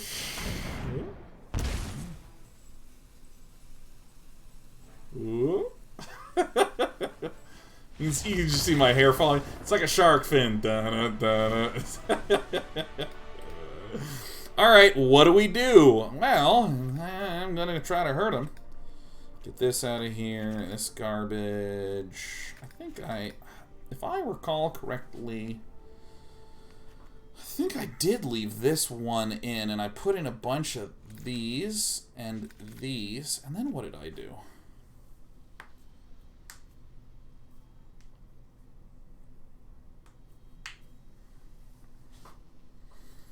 I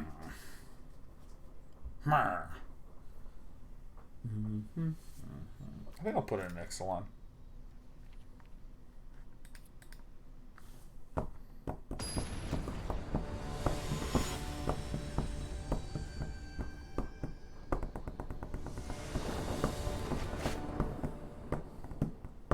This is the high level content sponsors really go for. Damn right, man. You can't get this anywhere else. This is maybe the largest I've ever been in a game of Magic.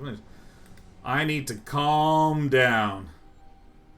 There's someone who Wizards of the Coast who's having to run to their boss. No, you don't understand. He's not normally this way. I know, it's so weird. Please, please, I don't want to lose my job.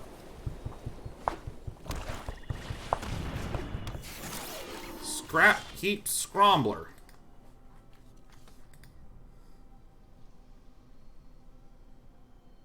I actually think that this is an acceptably dope card to just get on out right now. Boop. Very awesome. Yeah, he's normally much smaller.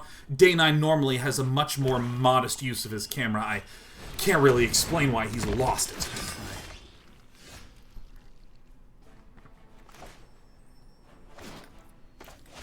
Wins like Day 9, kicks and shins like Day 9. I'm gonna get the Solemnity.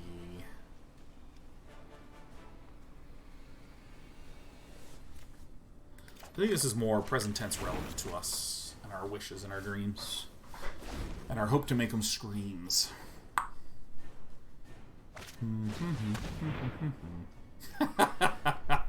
Surprise, Red Morris. Big surprise energy.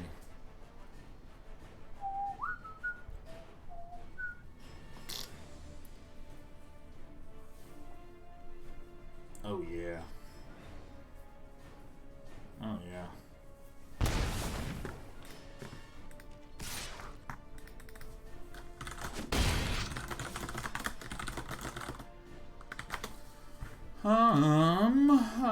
Oh yeah, by the way, because we're talking about Arena Open today, if you play in the Arena Open at all, you get this card back for free. Ugh.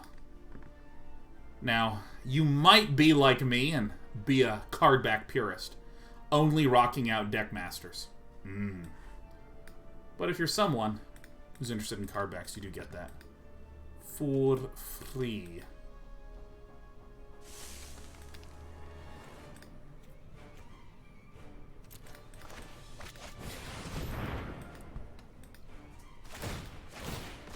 For free, you mean for my entry fee? Ah, yeah, that is the more accurate way to state it. Why on earth did this person... Alright. I mean, having this out is strictly worse than having a Midnight Reaper out, right? I mean, that's just literally worse. Great product placement. Right in the head. Yeah, I should say that if you enter, you get that no matter what. No matter what.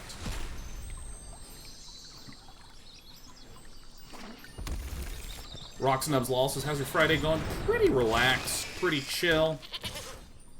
I might describe straight up ill.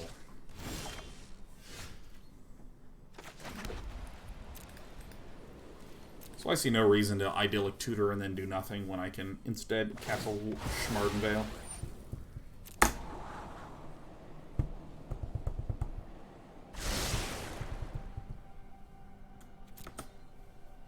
Cards don't die if they exile.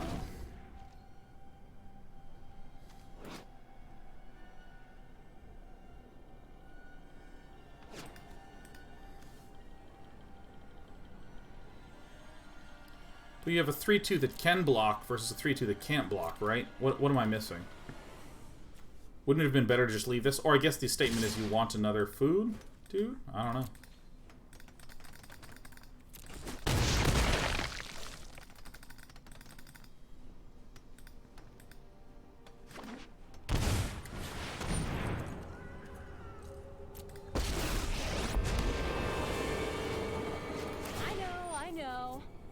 damn hot, aren't you? Gypsy said, would you recommend this deck for the open? I was really hoping it was standard.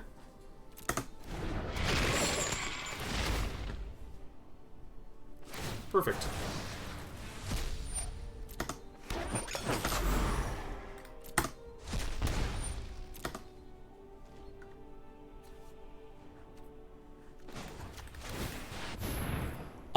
If you want to pilot this deck, you might want to practice it in the Friday Night Magicas.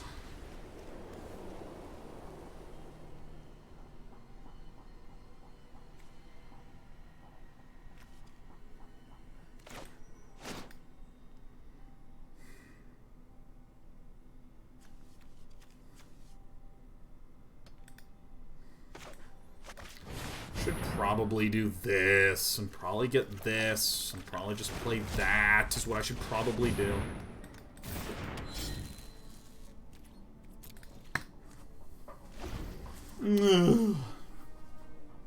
Gypsy guy says, yeah, I won 2 with it, 1 without even knowing what I was doing. It's a very satisfying deck. I'll go ahead and prevent some damage. Okay. Crickety clickety. That's really good.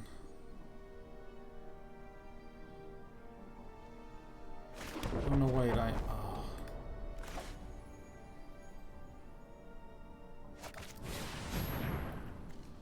Chandra. Excellent.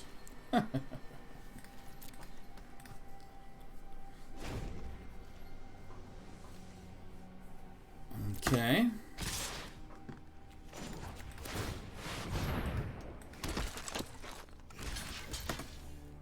Great.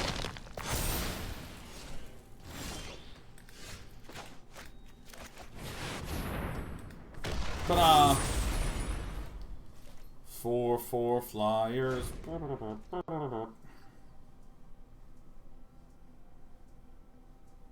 Leland Grant says, if you Spyglass Chandra, she can still +1 as it is a mana ability, right? I don't actually think so.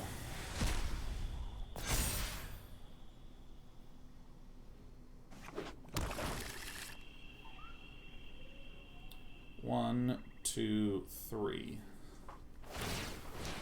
I think that it's a loyalty ability, and the effect of it produces mana, which is different than a mana ability.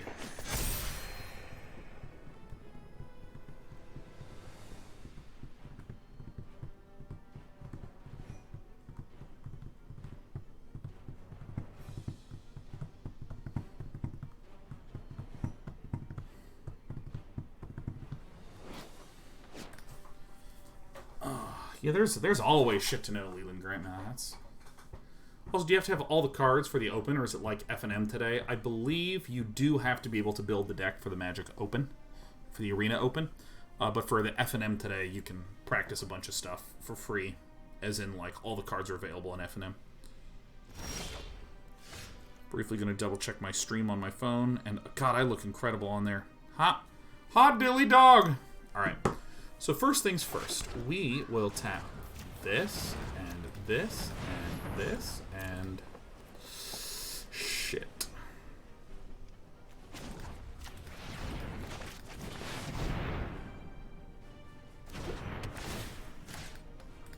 So we have to get rid of this, which will then sacrifice itself to ping me in the face one more time, setting me to 7 counters. Ugh.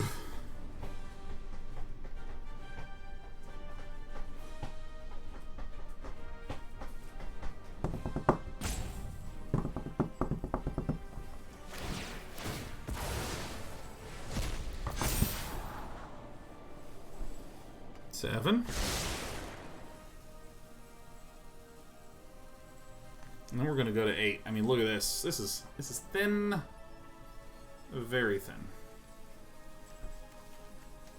Going to 8, feeling great.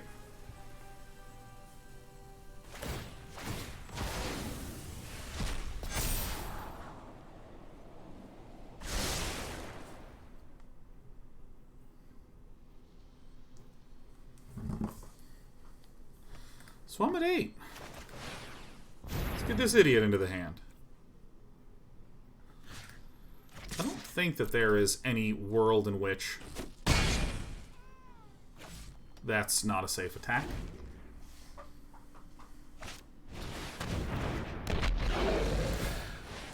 Oh, that certainly beats boss.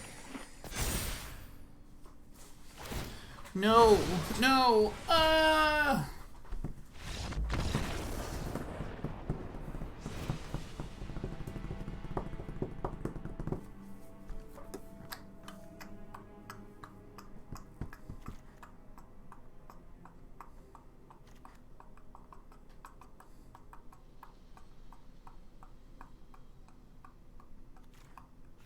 Let's split the difference. Let's do a Gideon's. Dead to Chandra? Nah, she was Spyglassed.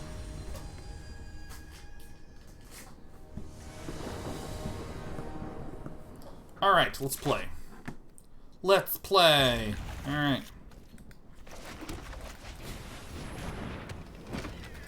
We've been on a hot win streak, man.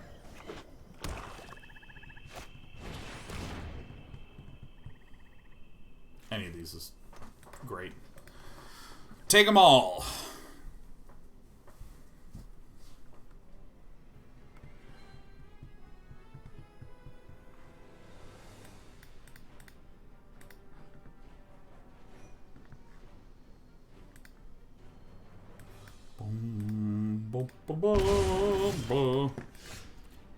Oh my god, perfect.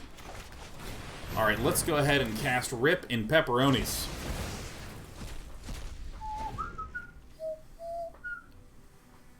One Doug 111 says I was gifted a sub. Thank you, Ardwag.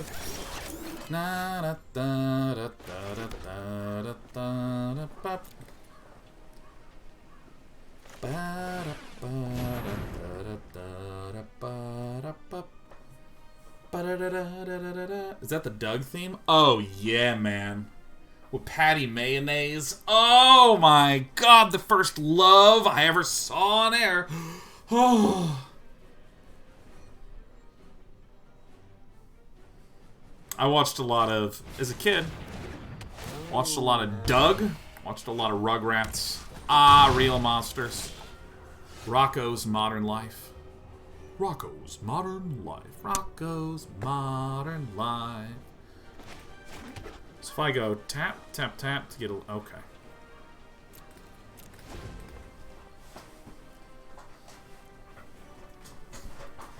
Doug's holy crap, day 9 read what I wrote. Yeah, man, that's what happens. This is the good part about sub mode.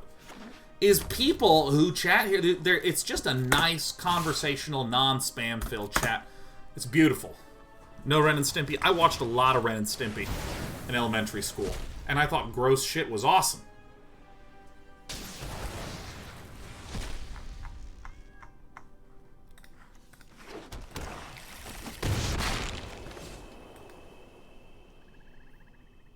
We're willing to take some damage initially. Booty to Fruity says, as someone who is gifted a sub, I feel like a dirty interloper. Well, are you?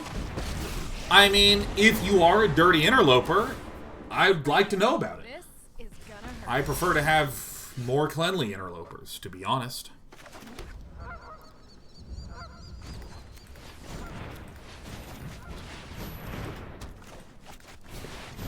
Ixalan's binding. Get the hell out of here. I am out of here. That would be telling you. We need only squeaky clean viewers here. Did you ever diversify into Cartoon Network cartoons like Dexter's Lab? Indeed I did. Sugar, spice, and everything nice.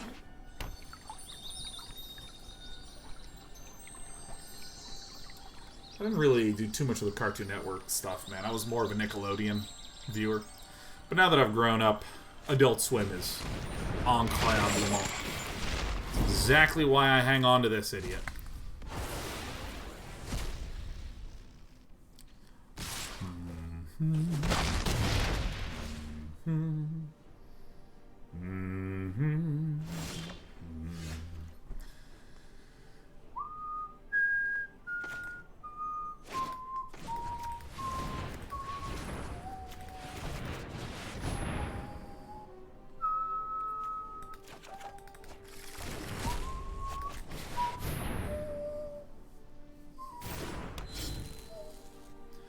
What was my favorite Nickelodeon show? I liked Are You Afraid of the Dark? That was really good.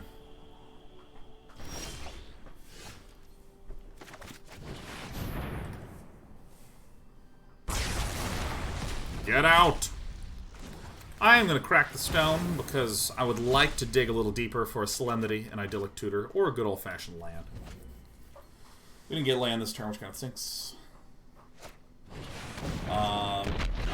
What were just some absolute hot plasma shows, man?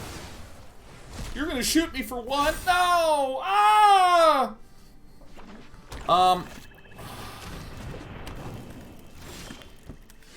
This fucking loser.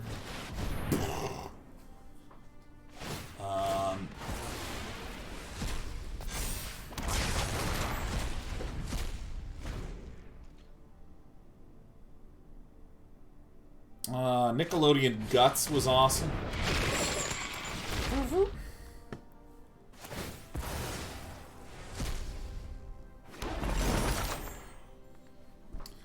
Probably the Overwhelming Splendor. We're kind of far from casting it.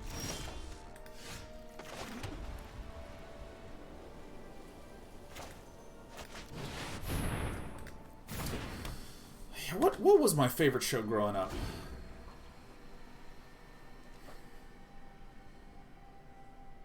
Oh, I remember. I remember what my, by far, favorite show was growing up. And I still rewatch it as an adult. So, talked about it on air. And when I say it, all you are going to go, ah, that really was the best show. That really was the best.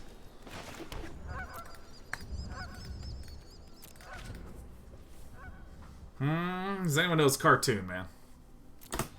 Cartoon. Avatar? That was 2006 to 2008, man. I'm fucking way older than that shit, man. That was like when I was in college, okay? I'm huge. Wow, I can't believe no one... Okay, this is one of the most famous animated series, period. The only animated series that might be more famous than it is The Simpsons. Ah, Matty Ink, nailing it. Nailing it. Batman, the animated series. I mean, that's so good. With the blood red sky, they actually did the illustrating and animating not on white paper, but on black paper to give it a much darker hue. Oh, it was so good.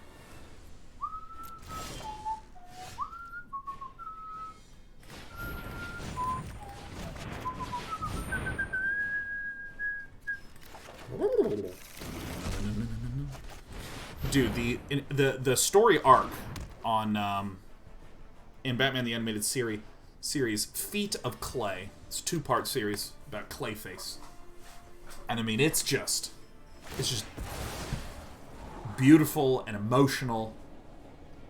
Has some good body horror in there. Gargoyles I watched a lot of.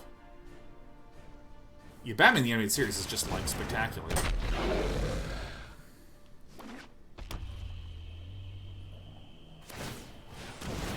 The voice actor was perfect for Batman.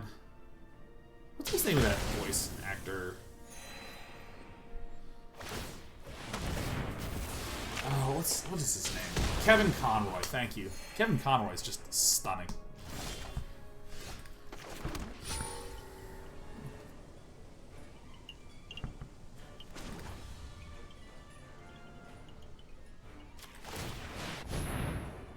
Be a little careful about this one.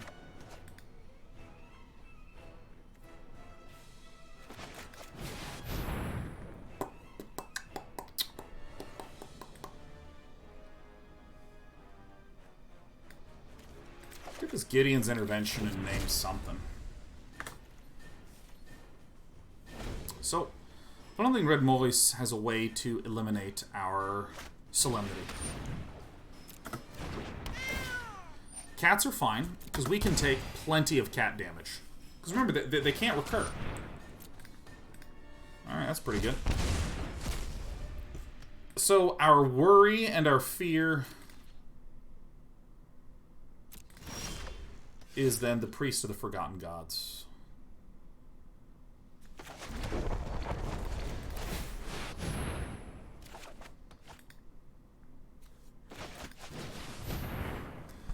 All right. Is it actually Priest of Forgotten Gods? Or is it Priest? I thought it was Priest of the Forgotten Gods, huh? Plus Fair says, what was your least favorite childhood cartoon? I don't know. I don't think it ever occurred to me that I could have anything that I did not love be a thing. I don't think it ever occurred to me.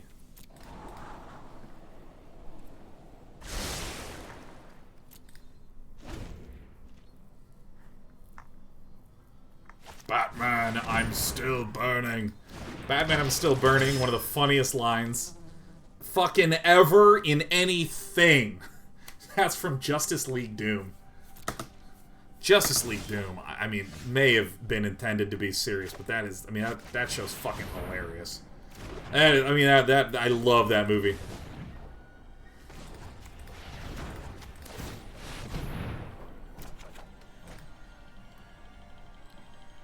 Alright, play some more of these. I think I actually might want to start becoming a wide boy and just spamming out Castle Ardenvale every turn.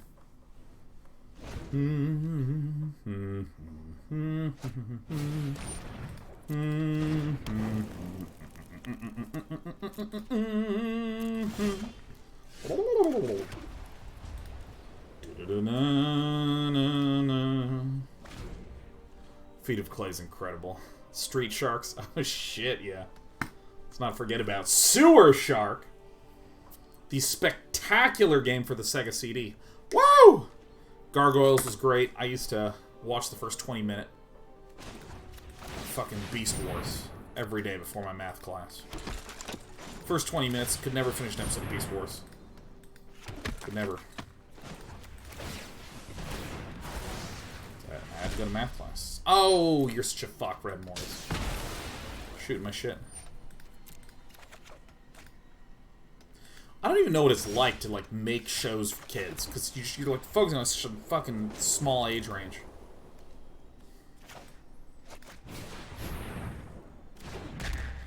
Wonderbread says, why not use Blast Zone to take out all their 3-drops? Now, you might be making a joke, or you might just be making the mistake that I think everyone will make with this deck.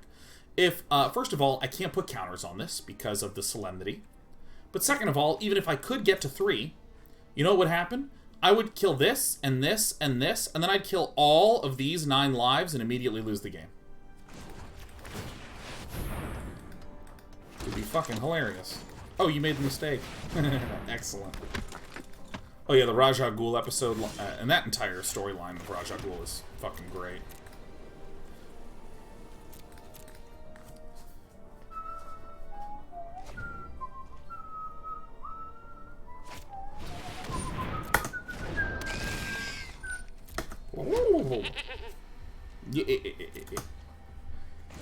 This is the summoning of one.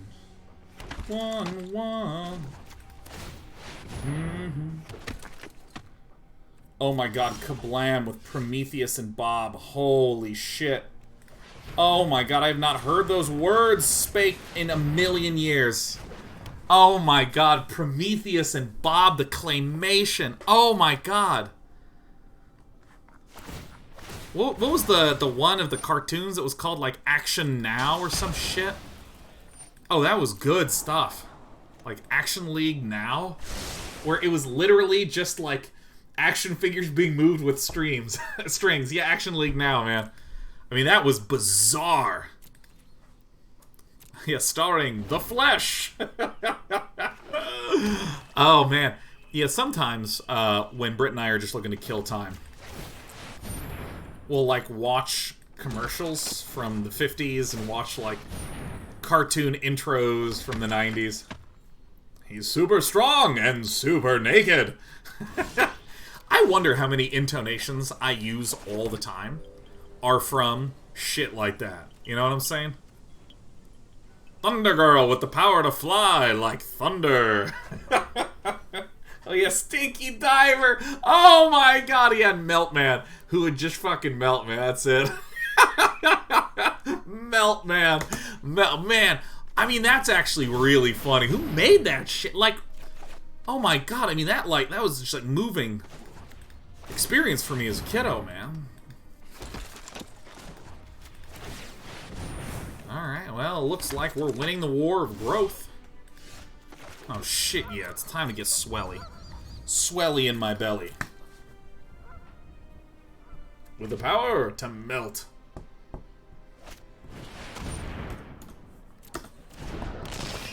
Arsenal nerds, so they must have bought so many of those action figures. Can you imagine if they ran out of the action figures? Oh my god.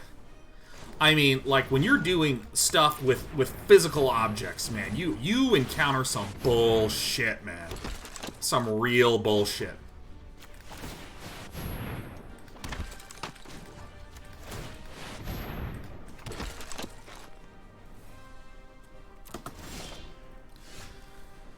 Alright, well, let's keep becoming a wide boy. Can you lose, dumb question, can you deck yourself if you can't lose? Oh yeah, you can lose via decking, you just can't lose via health. Pinky and the brain, Pinky and the brain. One is a genius, the other's insane.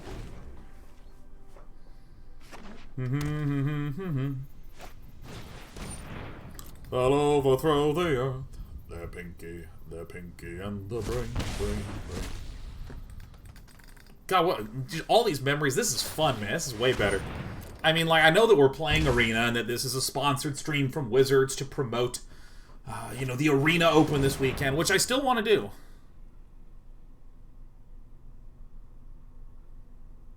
What? What? You mean you would do this to me? Oh no! Oh my god, well let me just listen to the noise.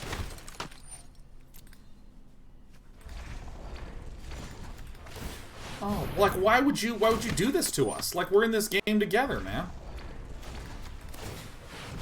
Just wasting our time.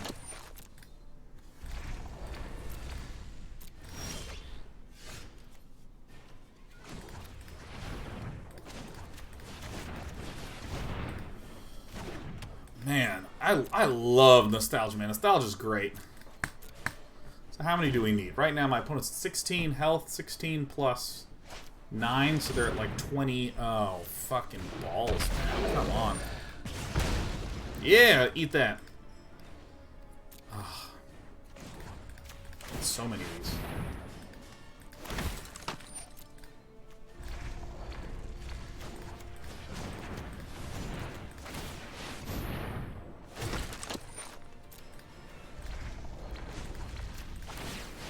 Does he have Bone Crusher somewhere in the deck? I doubt it. Nick Arcade. Nick Arcade was good. It's really good shit. I mean, can we just all agree that all those kids in Nick Arcade looked like idiots? Like, I don't know if there is a way to look dumber faster than to go onto Nick Arcade and to be into one of those, like... Because apparently you put on the VR headset. What?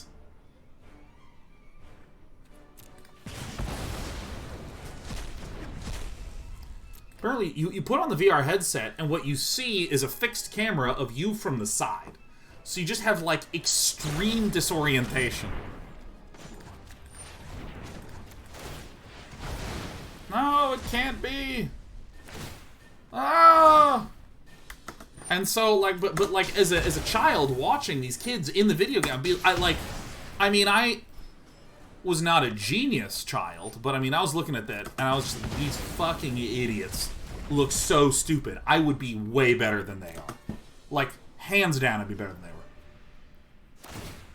were. Jim says, there wasn't even a VR headset in that? You had to look off camera to a TV screen? Oh, that's fucking fantastic. I love that I am both wrong, and things were way worse. At least this guy sacked the Ferocidon. Bam, bam.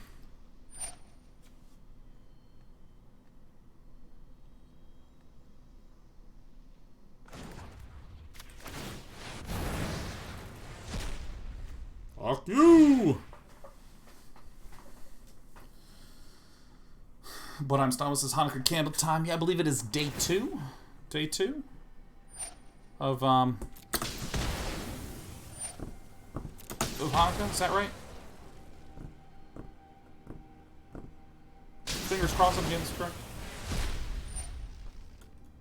Yes, sir. Man, I'm so good. Yes! Yeah! Happy day 2 of Hanukkah, everyone.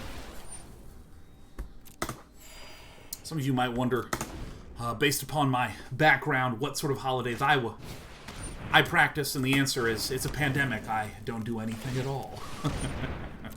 Look, we're both working together, guys. It's perfect. Hit.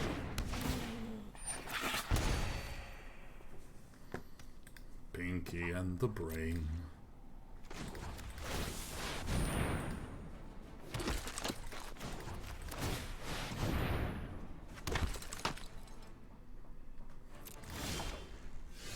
We have, okay, so we have 11. 11, 12, 13, 14. Yeah, I should absolutely have enough to make 1 billion. 11, 12. Yeah, so I should even be able to do this and do this. Spin this thing. How many of these puppers do I have in here? I have 1 of my Exodias. None, 0? Fucking not a what? Whoa! Oh, we're definitely winning this shit. Oh! Wowzers. Wowzer, wowzer, wowzer, wowzer. Beerman Man says, why would I need holidays when beer is on sale? Every single day. Truth. No! He's shooting me down. Wait, doesn't cat kill you? Sort of. The cat can deal damage literally, but we have already seen 2 cats, which means that there is no way that the cumulative number of cats in the deck left can hurt us. The only thing that could hurt us is the Priest of the Forgotten Gods.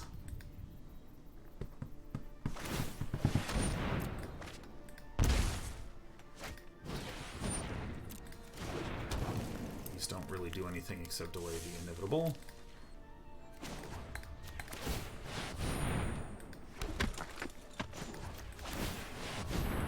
I think this is the best way to spend my time. Pinky and the Brain. Pinky and the Brain. One is a genius, the other's insane. You know what? I'm actually just gonna draw. I'm gonna draw. I'm gonna draw. I'm gonna draw. I'm gonna draw.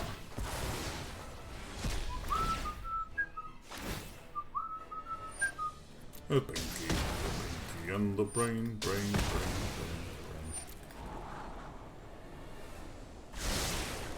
One top, 0 bottom.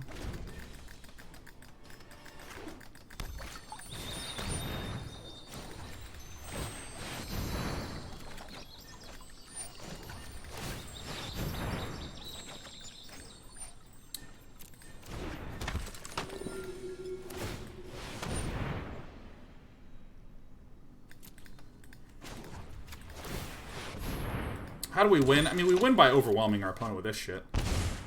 And by Castle Ardenvale. Should I watch Nightmare? I haven't.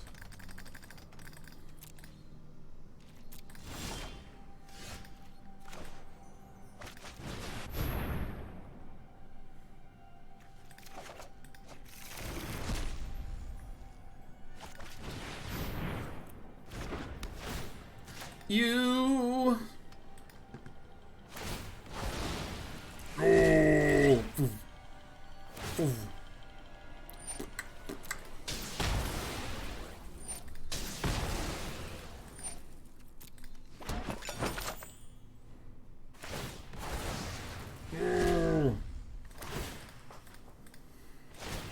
I don't even know what Nightmare is. I have no idea what Nightmare is. I have no idea. I have no idea. I believe it was recommended to me and I forgot it. It's an old 80s show where a kid was blindfolded in a virtual reality dungeon and a team of kids had to guide them through the puzzles and random encounters. Oh my god, put our trust in kiddos. Please, there are few things I trust less with a task than a generic child.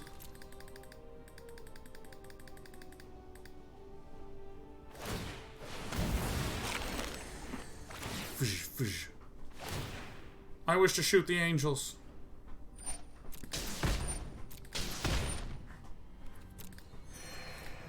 So, this was the... There's an Emeria's Call. I don't think there's any other Emeria's Calls in there. Yeah, I mean, like, I don't have any on the field. My god, I have a deck full of Emeria's Calls.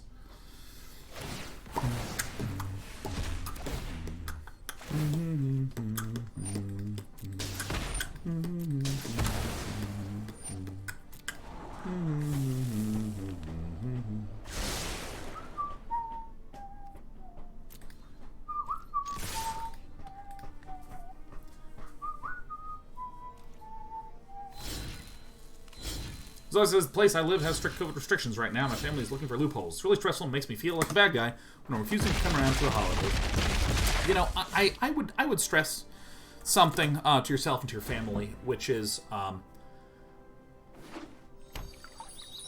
there's people that have less risk tolerant or greater risk tolerance where they're like, yeah, you know, I mean, I have a lot of precautions in place, and I am going to quarantine, you know, for 14 days, and then I'm going to, like, boil myself, and then I'm going to go visit my in-laws who are doing the exact same. And, you know, like, I wouldn't be comfortable doing that, but, you know, maybe one of you would.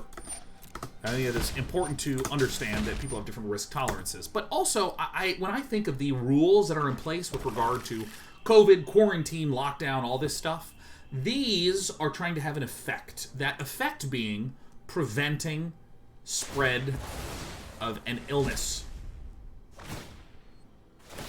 And for that reason, if someone's like, well, look, here's a loophole to the law, my response to that is, I recognize that we are technically abiding by the rules, but I'm just not comfortable enough. Still. Like, for instance, I remember there was a time when it was like meetings of up to 10 people outdoors was okay in California. Legally speaking, restriction-wise speaking. And I you know what, I did none of that at all! Are you kidding me? Absolutely nothing.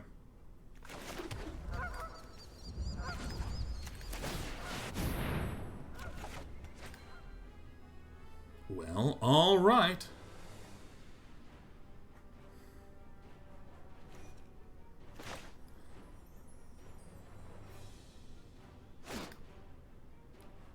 This is going to kill us in 2 turns, huh? So I should actually probably do this. Try to find the baffling end.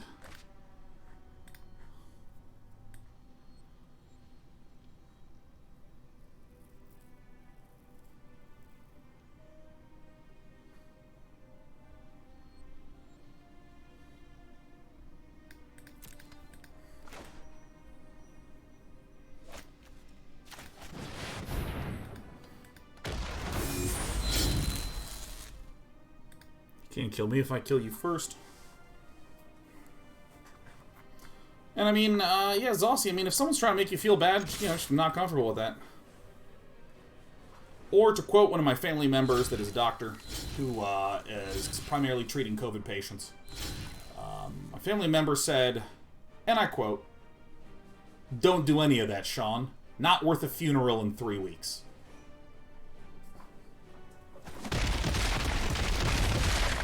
This is spoken by a very level-headed person. And I was like, all right, sounds good to me. It is I, the Vostrider. But I'm sorry, I've lost 2 family members to COVID so far. God, that is horrible, man. I am...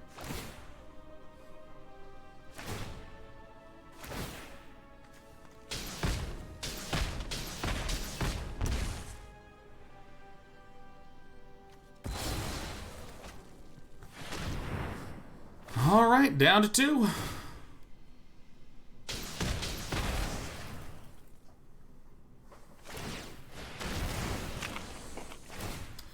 So let's see, we can get... I think we only had 1 Sorcerer Spyglass.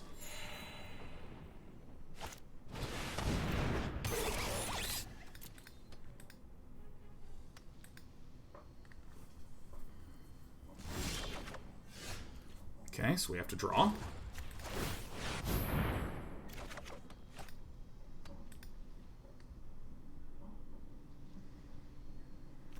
To draw.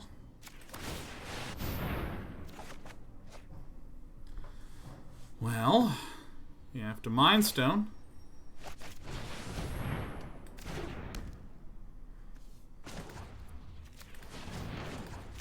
You have to draw.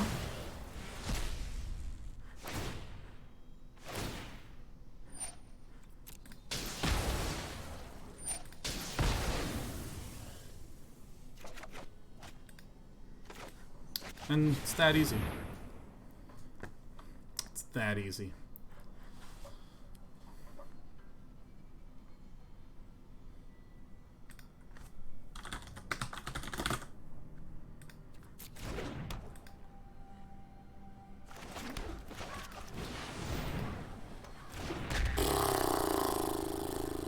Now, for what it's worth, my opponent could just abrade.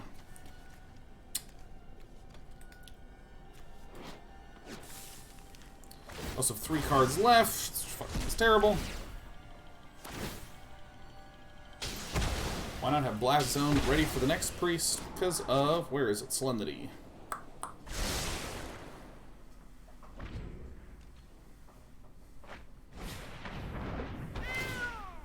That's okay.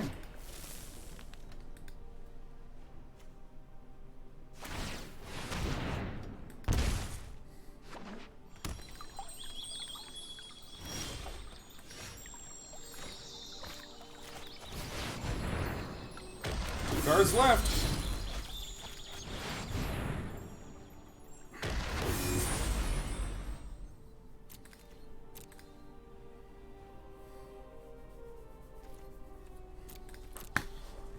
Woo!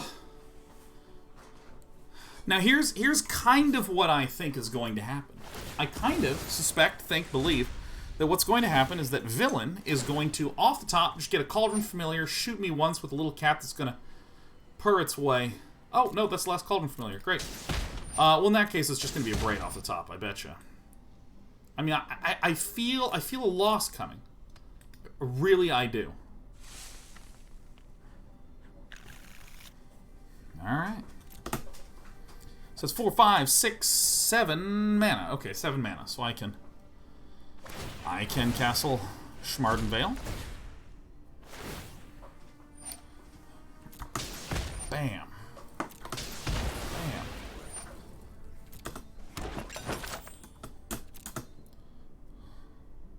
Dragonikar says, but you have another Solemnity. I do, I actually have 4 Solemnities. 1 million Solemnities. I am 1 million ants.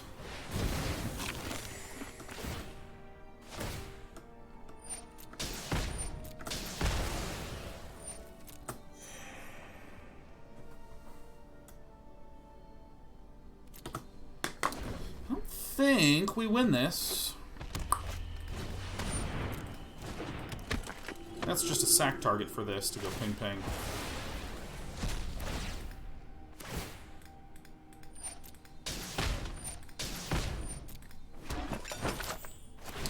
I think we have decked ourselves, and as a result, wrecked ourselves. Rats.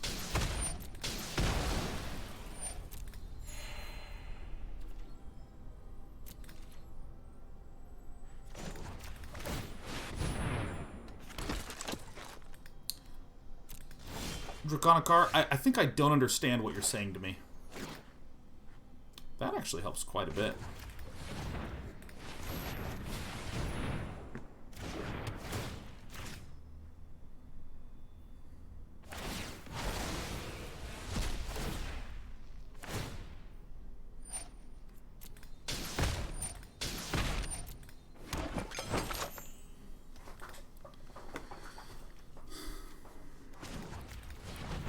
Make sure these are tapped out. Tap this.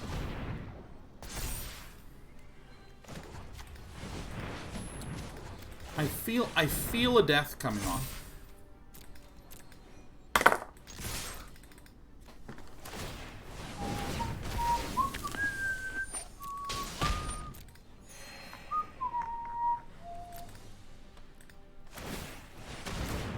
Yeah, I guess we deck. Is that last card Emeria's Call?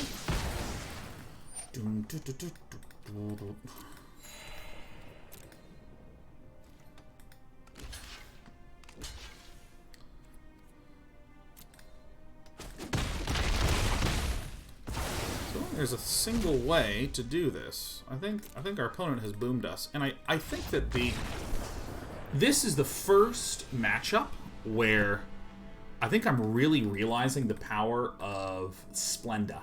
Overwhelming Splendor. And, I also am going to put back in this ley line. I don't think I've ever needed more of these. I felt like I wanted a little bit of that.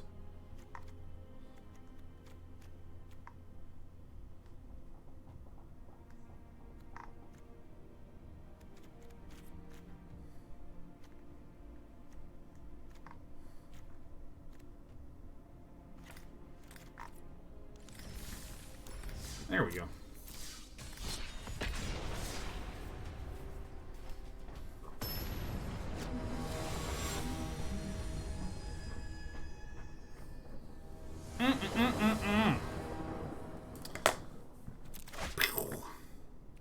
Bang.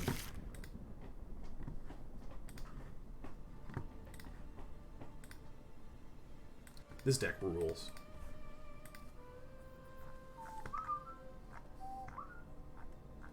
Oh my god, everyone's tweeting photos of my dog at me.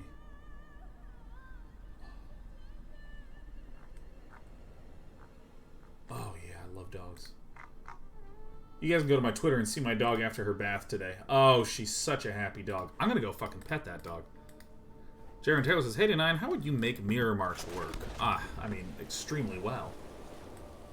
I mean, so here's the thing, J. Ryan Taylor. Let's think about this. Second Sun? Oh, wait, hold on. Let me tell you, J. Ryan Taylor. Second Sun. MTG. What's Second Sun do?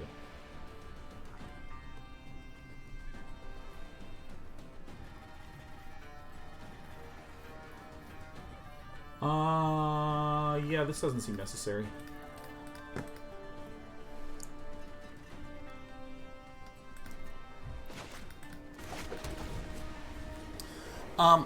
Okay, so J. Ryan Taylor wants to know how to make Mirror March work. Okay, so it's already a large card, right? So, or an expensive card. So if you were building board presence to be able to smash them and win, wouldn't work very well. Because you'd play Mirror March, which would hold you for a turn, and then you try to smash. It doesn't work well there. I'm going to assert that it works the best in ramp decks. I'm going to assert it works the best in ramp decks. So I would ramp up. I think red-green is going to be your base. I like red-green dinosaur with Mirror March. I like having very few spells, just a whole lot of ETB dinosaurs and big fuckers.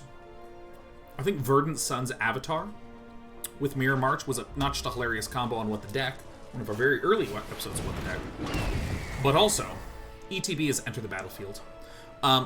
But it also works very nicely with hell shit like Palaka Worm.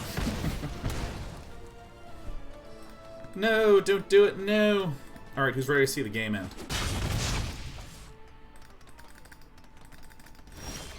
Like with Perforos? Yeah, Perforos works well in ramp. I already have this out, so I'll play this. Technically, I could have snuck out the Mind Stone. See you later, William. See you later, alligator. Perforos is a card that I think is... I actually don't think Perforos is good. Even though I was winning games with it.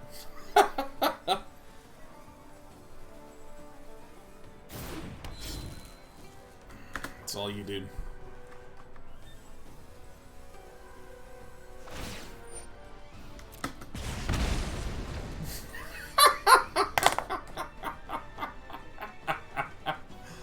Oh, William.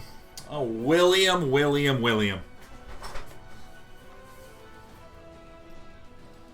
Good at Bone Crusher. Bone Crusher would hurt us a little bit.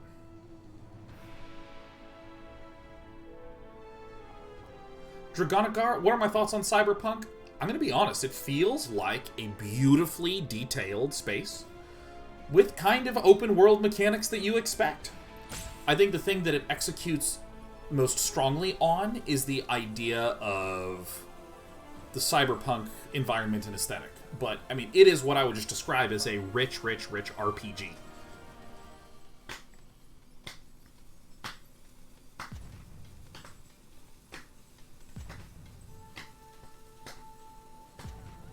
fully expect to play a lot of it over the break. All right, William.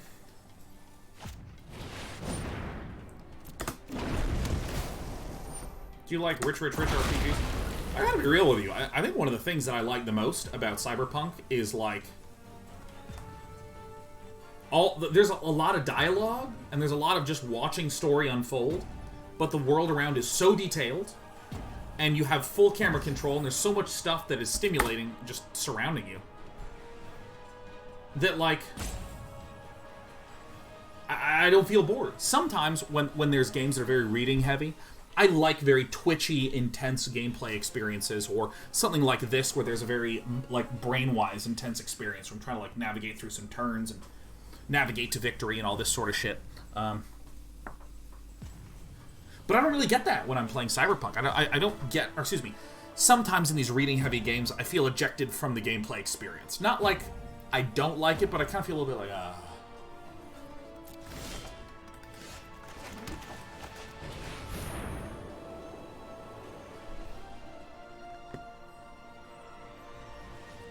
But, I mean, truth be told, like, as I'm playing it, I'm just like, this is really nice. I encountered one bug consistently, which is that people have phones in the game, and their phones kept just floating in the air and passing through their bodies. And I don't know, that doesn't break my immersion that much. I think the biggest immersion-breaking thing is the UI UX of manipulating all the various, like, you know, especially when it comes to, like, looting.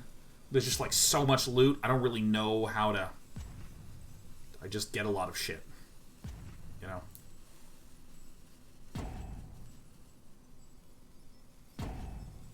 I think William's gone. I think William has taken a trip to the afterlife. Your turn, William.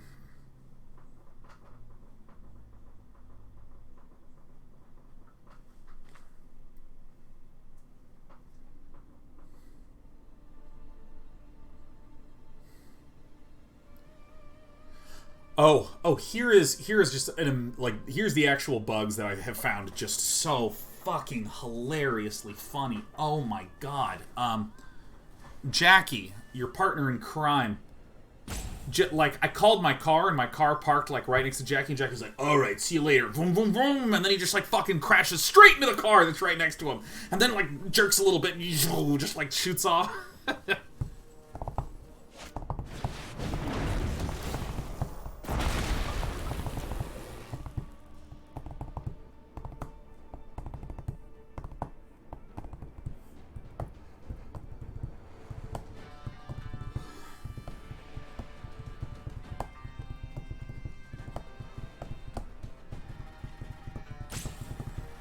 God, that was so funny. Man had places to be. I know. He's an AI on a loop. He's gotta go.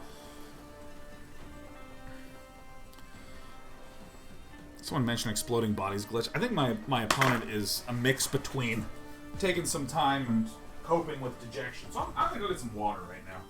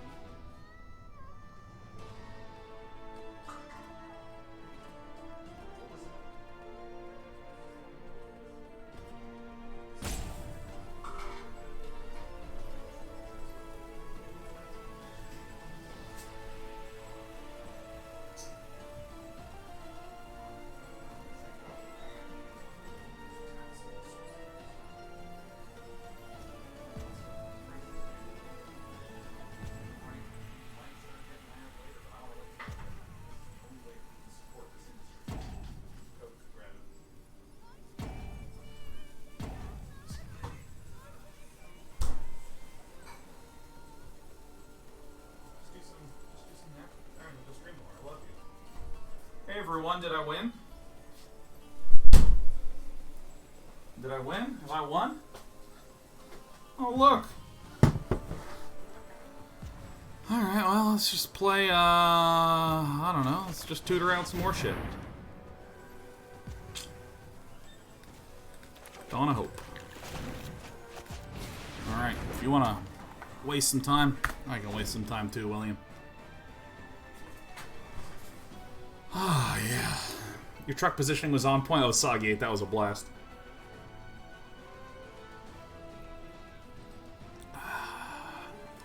Ah.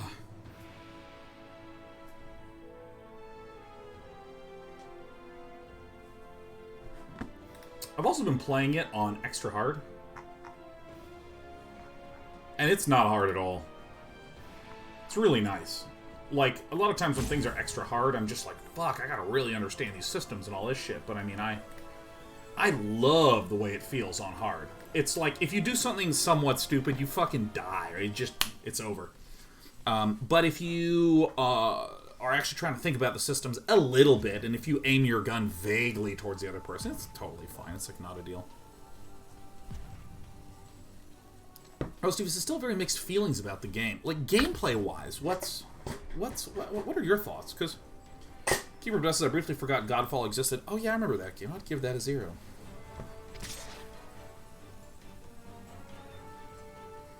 Kind of had a funny moment where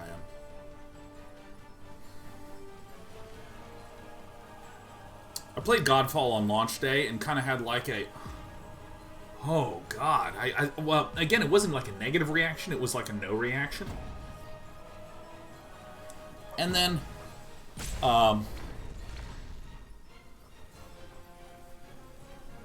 like a week later, almost every single streamer that's in my similar view count and circle, like all of them got sponsored Godfall streams, and I was like, I have a suspicion that they were assembling a campaign and watched my stream and went, we may not want Day 9 to be part of the campaign. 4, 5, 6, 7, whatever.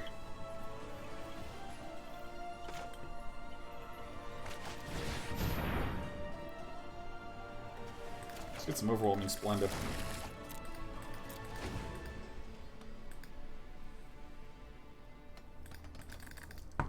So my own feelings less about the gameplay, more about everything else. Yeah, I think that it's very tricky with modern media properties that are especially so big, where there's a lot of stuff that you like and a lot of stuff that you want to support, and a lot of stuff that you don't like, and a lot of stuff that you don't want to support. You know.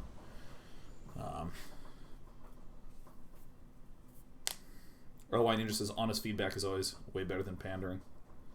Depends on what you mean by pandering.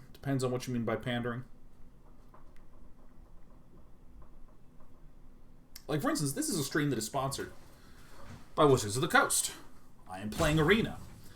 I've obviously said a lot of positive things about the game in Arena today, none of which I was required to say at all, and I am always, in any contract, allowed to give my honest assessment and feedback. There's sometimes very obvious requests and stipulations that just seem totally fair. If, for instance, I received a sponsorship for an energy drink, and I did nothing but talk about all the competitors to the energy drink.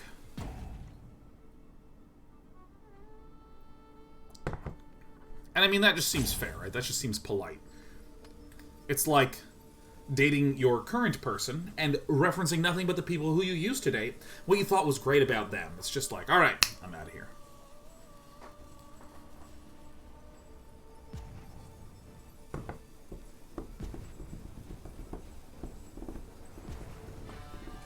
Oh, White says, I've never been sponsored, but I think you do a really good job of being both positive and honest, even if you may not love something. Well, here's one of the things that we do. When we get an offer for sponsored stuff, we thoroughly investigate it in advance.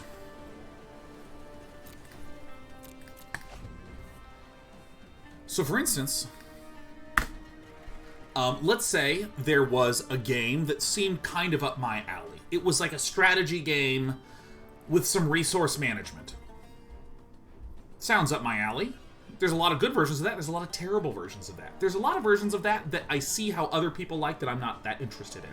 For instance, if there was a simulation management game that was not about balancing and trying to do things correctly, but it was purely about aesthetics and decorating, I might not be as interested in that. I still might be. There's certainly cosmetic feels that I get really sucked into, such as in City Skylines, when I discovered that I was pretty much good, and I just spent like 3 hours just decorating a neighborhood. Loved that, right? But, for instance, again, if someone said, hey, Sean, I want to sponsor you to do a stream about this simulation game with some resource management, what we often do is we ask for the ability to play it, gameplay videos that we can review, stuff that we can look at, and sometimes we look at it for a few hours and we go, you know what, this actually is not the kind of game that I think is a good fit. So what I do is I just don't do it. Or, for instance, if someone said, hey, Sean, here is going to be a game genre that you really don't play at all, and you don't like. I'm trying to think if there's any game genre that I really don't like.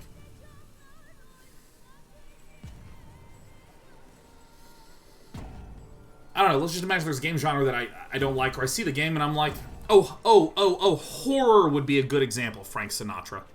I do admire a lot of horror games, but I just think it's too scary for me.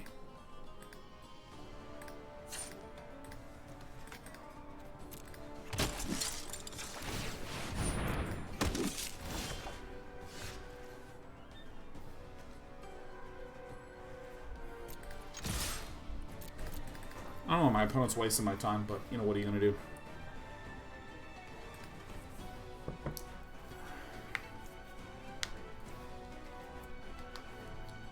Yeah, I mean, so if for instance, someone said, hey, Sean, we've made this great horror game, like, or we are frictional games. We made Amnesia and Soma, games that scared the shit out of you that you both thought were very well done. We're coming out with a new game. Would you accept a sponsorship for this? I would say, look, I think your stuff is amazing, but I really can't. It's just, the games are just too stressful for me. And so I think that in that way, I sort of roundabout wind up in a situation, L. White Ninja, where I have the ability to be positive. I have the ability to be honest with what I say.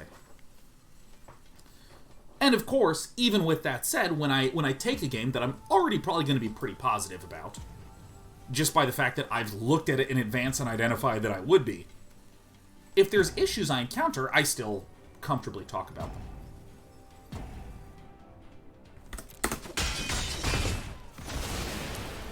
So,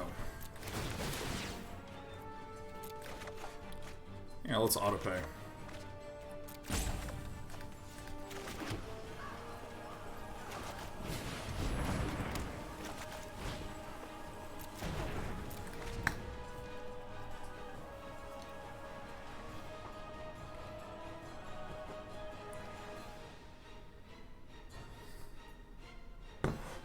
Lucas Moratori says, do you think smaller streamers or newer content creators may fear saying no to sponsorships?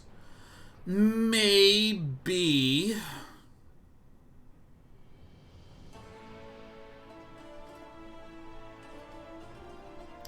I don't know. I just don't think that if you are sponsoring a streamer that's small, you want them to be honest anyways.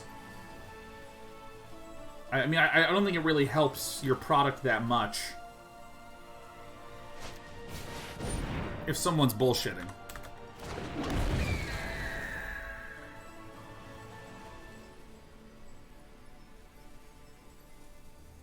Yeah, I don't even see how it helps long term. Like, here's the thing. Here is the situation that I can imagine where you have a streamer who's literally not going to make rent unless they take this deal, so they take it, and they just are trying to be really positive. Guys, it's going to be totally awesome, and it does help drive a small amount of sales to the company that gives them a better bang for their buck. But here's how it will normally function. Here's how it will normally function. Normally, if you are a company that is sponsoring a large streamer that would cost substantially more than a small streamer, you're going to be able to justify doing research in the first place.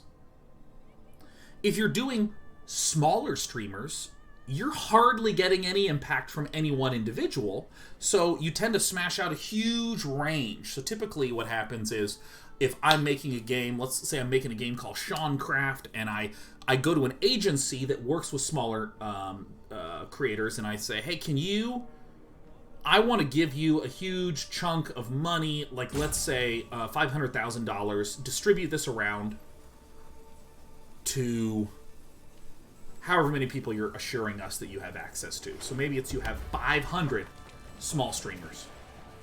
And then these small streamers are each getting offered like $1,000. Or maybe, depending on it, might be getting offered $500 or $300 or $100 each. And then the agency is who handles coordinating between all these 500 smaller broadcasters, but I, the developer Seancraft, am just speaking straight to that one person. And so, if any one of those people did pander, bullshit their audience a little bit, stuff like this, here's the problem with doing that from a content creator perspective. One of the reasons why I actually can get paid money reliably, consistently over the course of 11 years is that I just don't promote stuff that I don't think is interesting or compelling or good or a nice fit for my audience in some way. And that is credibility. It's actually what I'm selling. I am selling credibility.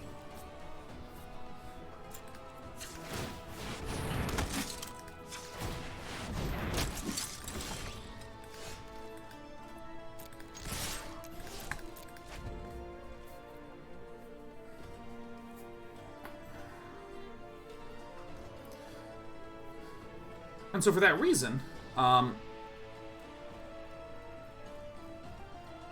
if I really bullshitted, like let's imagine a terrible game and we're gonna call it Bad Craft, okay? And someone's like, Sean, we want you to promote Bad Craft. I know this sounds like I'm trying to rag on StarCraft. I'm not. There's 1,000,001 games that have appended craft to the end of their game name because StarCraft and Warcraft are so popular. You know, things like Minecraft, for instance, or Gemcraft TD. So you get Badcraft. We want you to plug Badcraft. And let's say I, or a larger creator, was like, guys, this is amazing. It's like my favorite game. I fucking love this. Oh my god. And I got called out. And when you get called out and you're of any notable size at all, oh my god, oh, people, oh, social media, oh, we're gonna shit on day night, oh my god, oh, he's normally so kind, he was a piece of shit here, oh, no, tweet. And that is gonna get visibility for the next campaign that wants to work with me. So I think a lot of people talk about the idea of selling out to mean, well, I took money in order to say something I don't believe because I wanted that money. When really, frankly,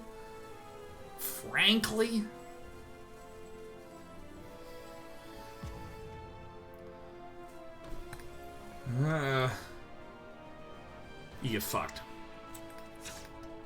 If you're not honest. Mr. Tabi says, young people don't know / care about credibility, though, and that's where a lot of scummy sponsorships target. I don't think that that's true at all, and I don't really... Defend thyself. Defend thyself. Or I guess I should say, that statement requires a lot more meat on the bones for me to know what you mean at all, so...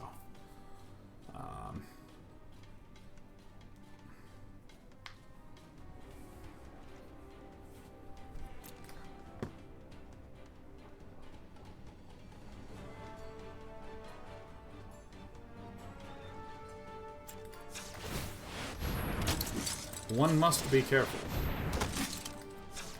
Alright, I don't have enough mana. Okay. Yeah, let's just keep passing through. Oh, no. Sure.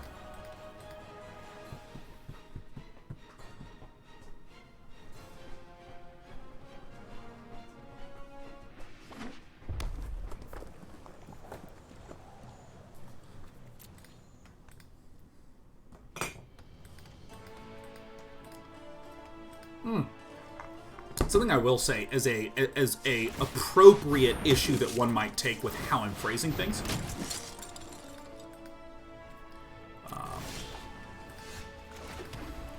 Oh, Mr. B says, can't defend myself much with pleb points. That's true. That is very true. It says, I mean, kids will listen to their favorite YouTuber suggestion without doing proper research. Absolutely. And if you are someone who listens to your favorite YouTuber, and your favorite YouTuber says, yeah, get this game, it's the best game, and you get it, and it sucks, the next time that that YouTuber says, hey, get this game too, you, the viewer, will go, I don't know, the last game he said sucked.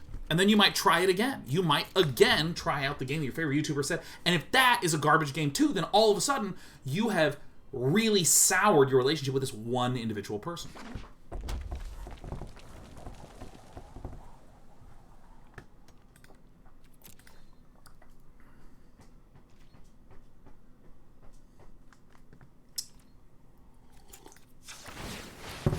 It's absolutely true that a good amount of people will. Alright, we're going wide. We're becoming a wide boy, baby. I will get rid of the Grafdigger's cage. It's absolutely true that you will wind up in a situation where it is possible to get the streamer or the creator to say, buy this garbage, and to get someone to not do research and to get that garbage. I'm not denying that in a vacuum that will happen. But what I'm saying is, when you're someone like me that has been... you know, doing this for over a decade. Credibility is a substantial concern.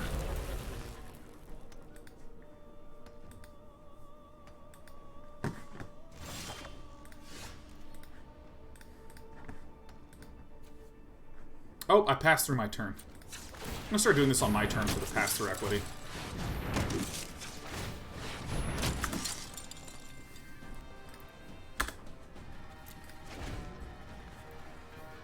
My opponent is unable to win.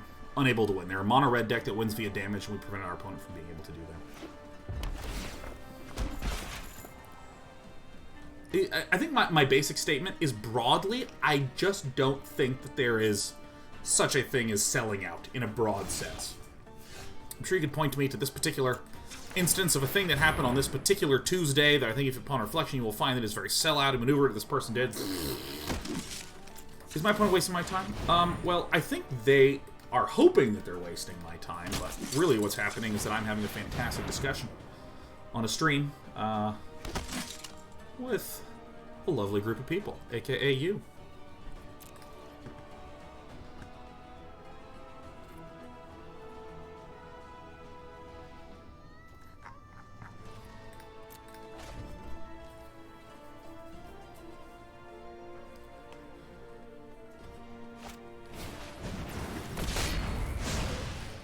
Now, that said, this idea of...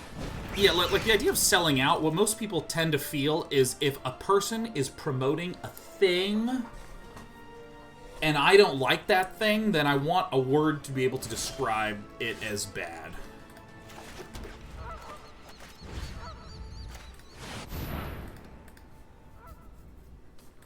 So why are you not attacking? Because I was trying to build up tokens for a couple of turns and start smashing in.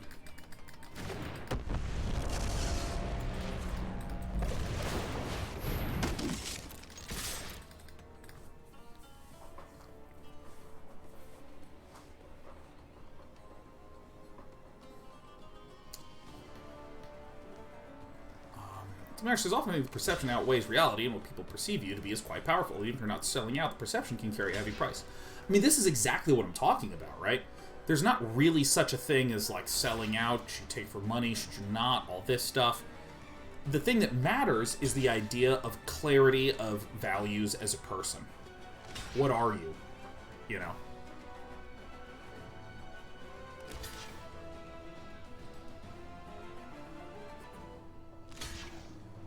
Alright, our opponent's figuring out blocks.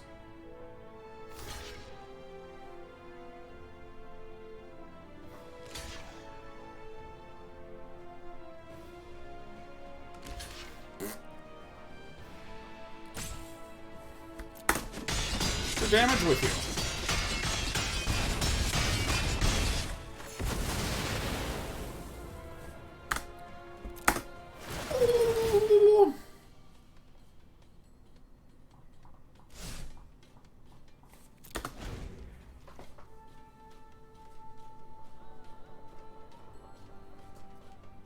Still playing against William. Still in game 1 of William. Dangerous Macadamia says, are you dubbing this deck Day 9 Lives? That's literally the title in the browser. Woo! Yeah!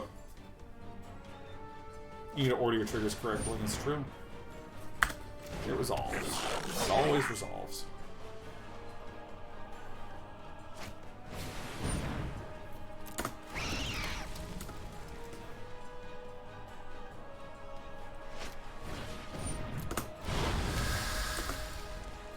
Get me, William. Do your worst.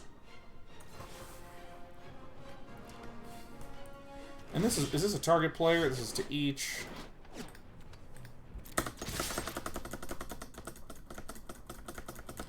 No, a William will forfeit in 8 minutes.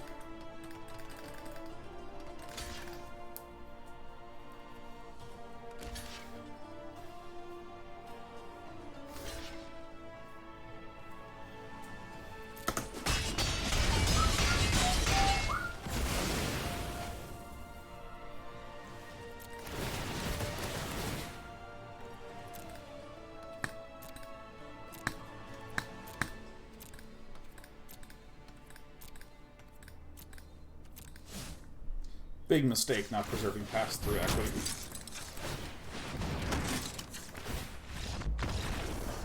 Oh my god, William decided to concede. We did it. Woo! Yeah! Alright, let's take our sweet time in sideboarding. We don't need this, we don't need these, we don't need the rest in peace. Let's leave these alone for now. Authority of the Consuls is going to be a beater here, so is this, and I mean, done. Ship it. Doing the business.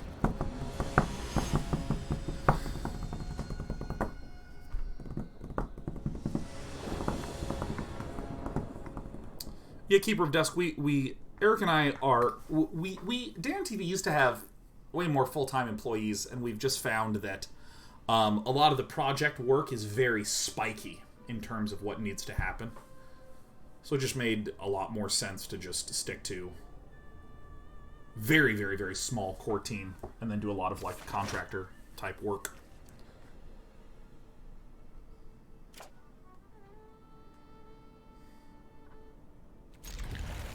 I'm gonna hang on to it. William. Keeper Dust says, makes sense, presumably goes with hosting events season. What do you mean? What goes with what? I mean, what are you even talking about? Are we not scared of Cleave here? No, not even a little bit. Cleave deals no damage to us. Oh my god, look at the winds. The winds are just pouring in.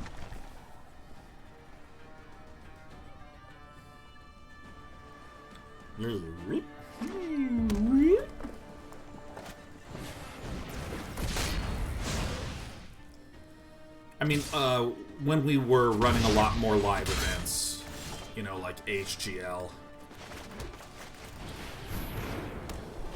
you know, things like this. But I mean, like, we needed the website redone. It makes sense to pay someone to do the website, and then that's it. And we don't actually need a full-time engineer. Sponsorships sometimes require extra bells and whistles with respect to this. Maybe extra video editing, stuff like this. Makes sense to sort of scale up and scale down.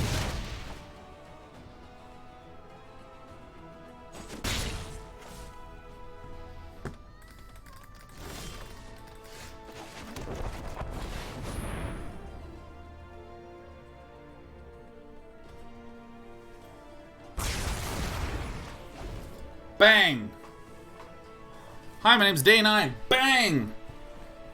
No, he didn't. It can't be! Oh my god, Chandra. A bunch of new burn spells to try on you. Chandra. Go get him, buddies.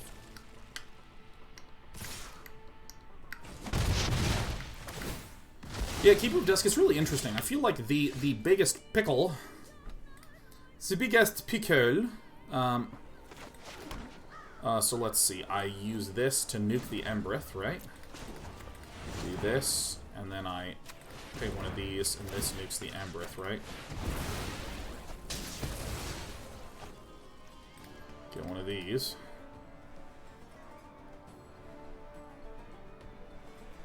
I'll have 4 land out, and then 5, 6, 7 mana. Alright, so then I'm just going to Solemnity.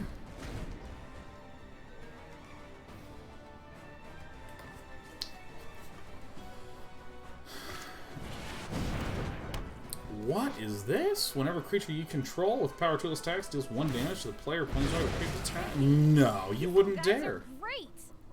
You guys are great.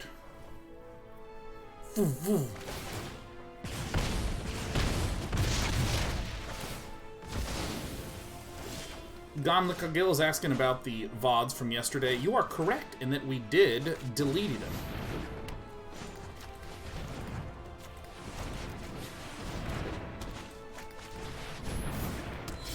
Bye, William. Because we were unsure if CD Projekt Red made a mistake and included several DMCA copyrighted songs in the game that stayed enabled even when you enabled the streamer copyright-free mode. As it turns out, we didn't play anything that was at risk, but we just, as I was saying earlier, we like to be cautious first. Isn't Twitch just great? Well, it's not Twitch that was the issue.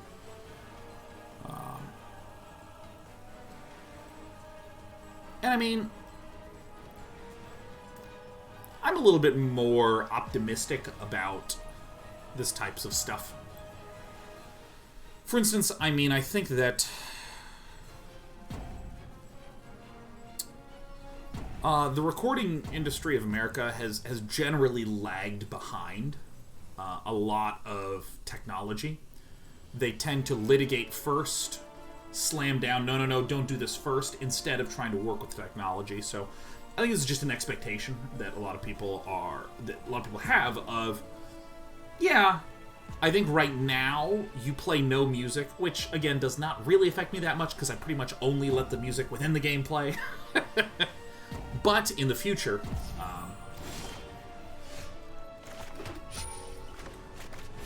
Idyllic Tutor. Did I leave in? I sure did. I'm gonna roll.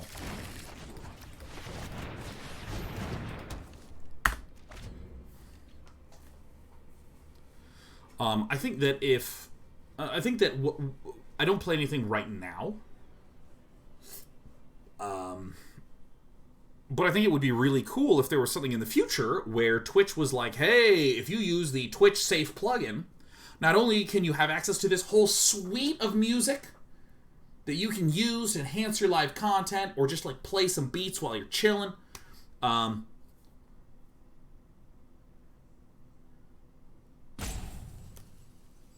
they get a cut, and that's great because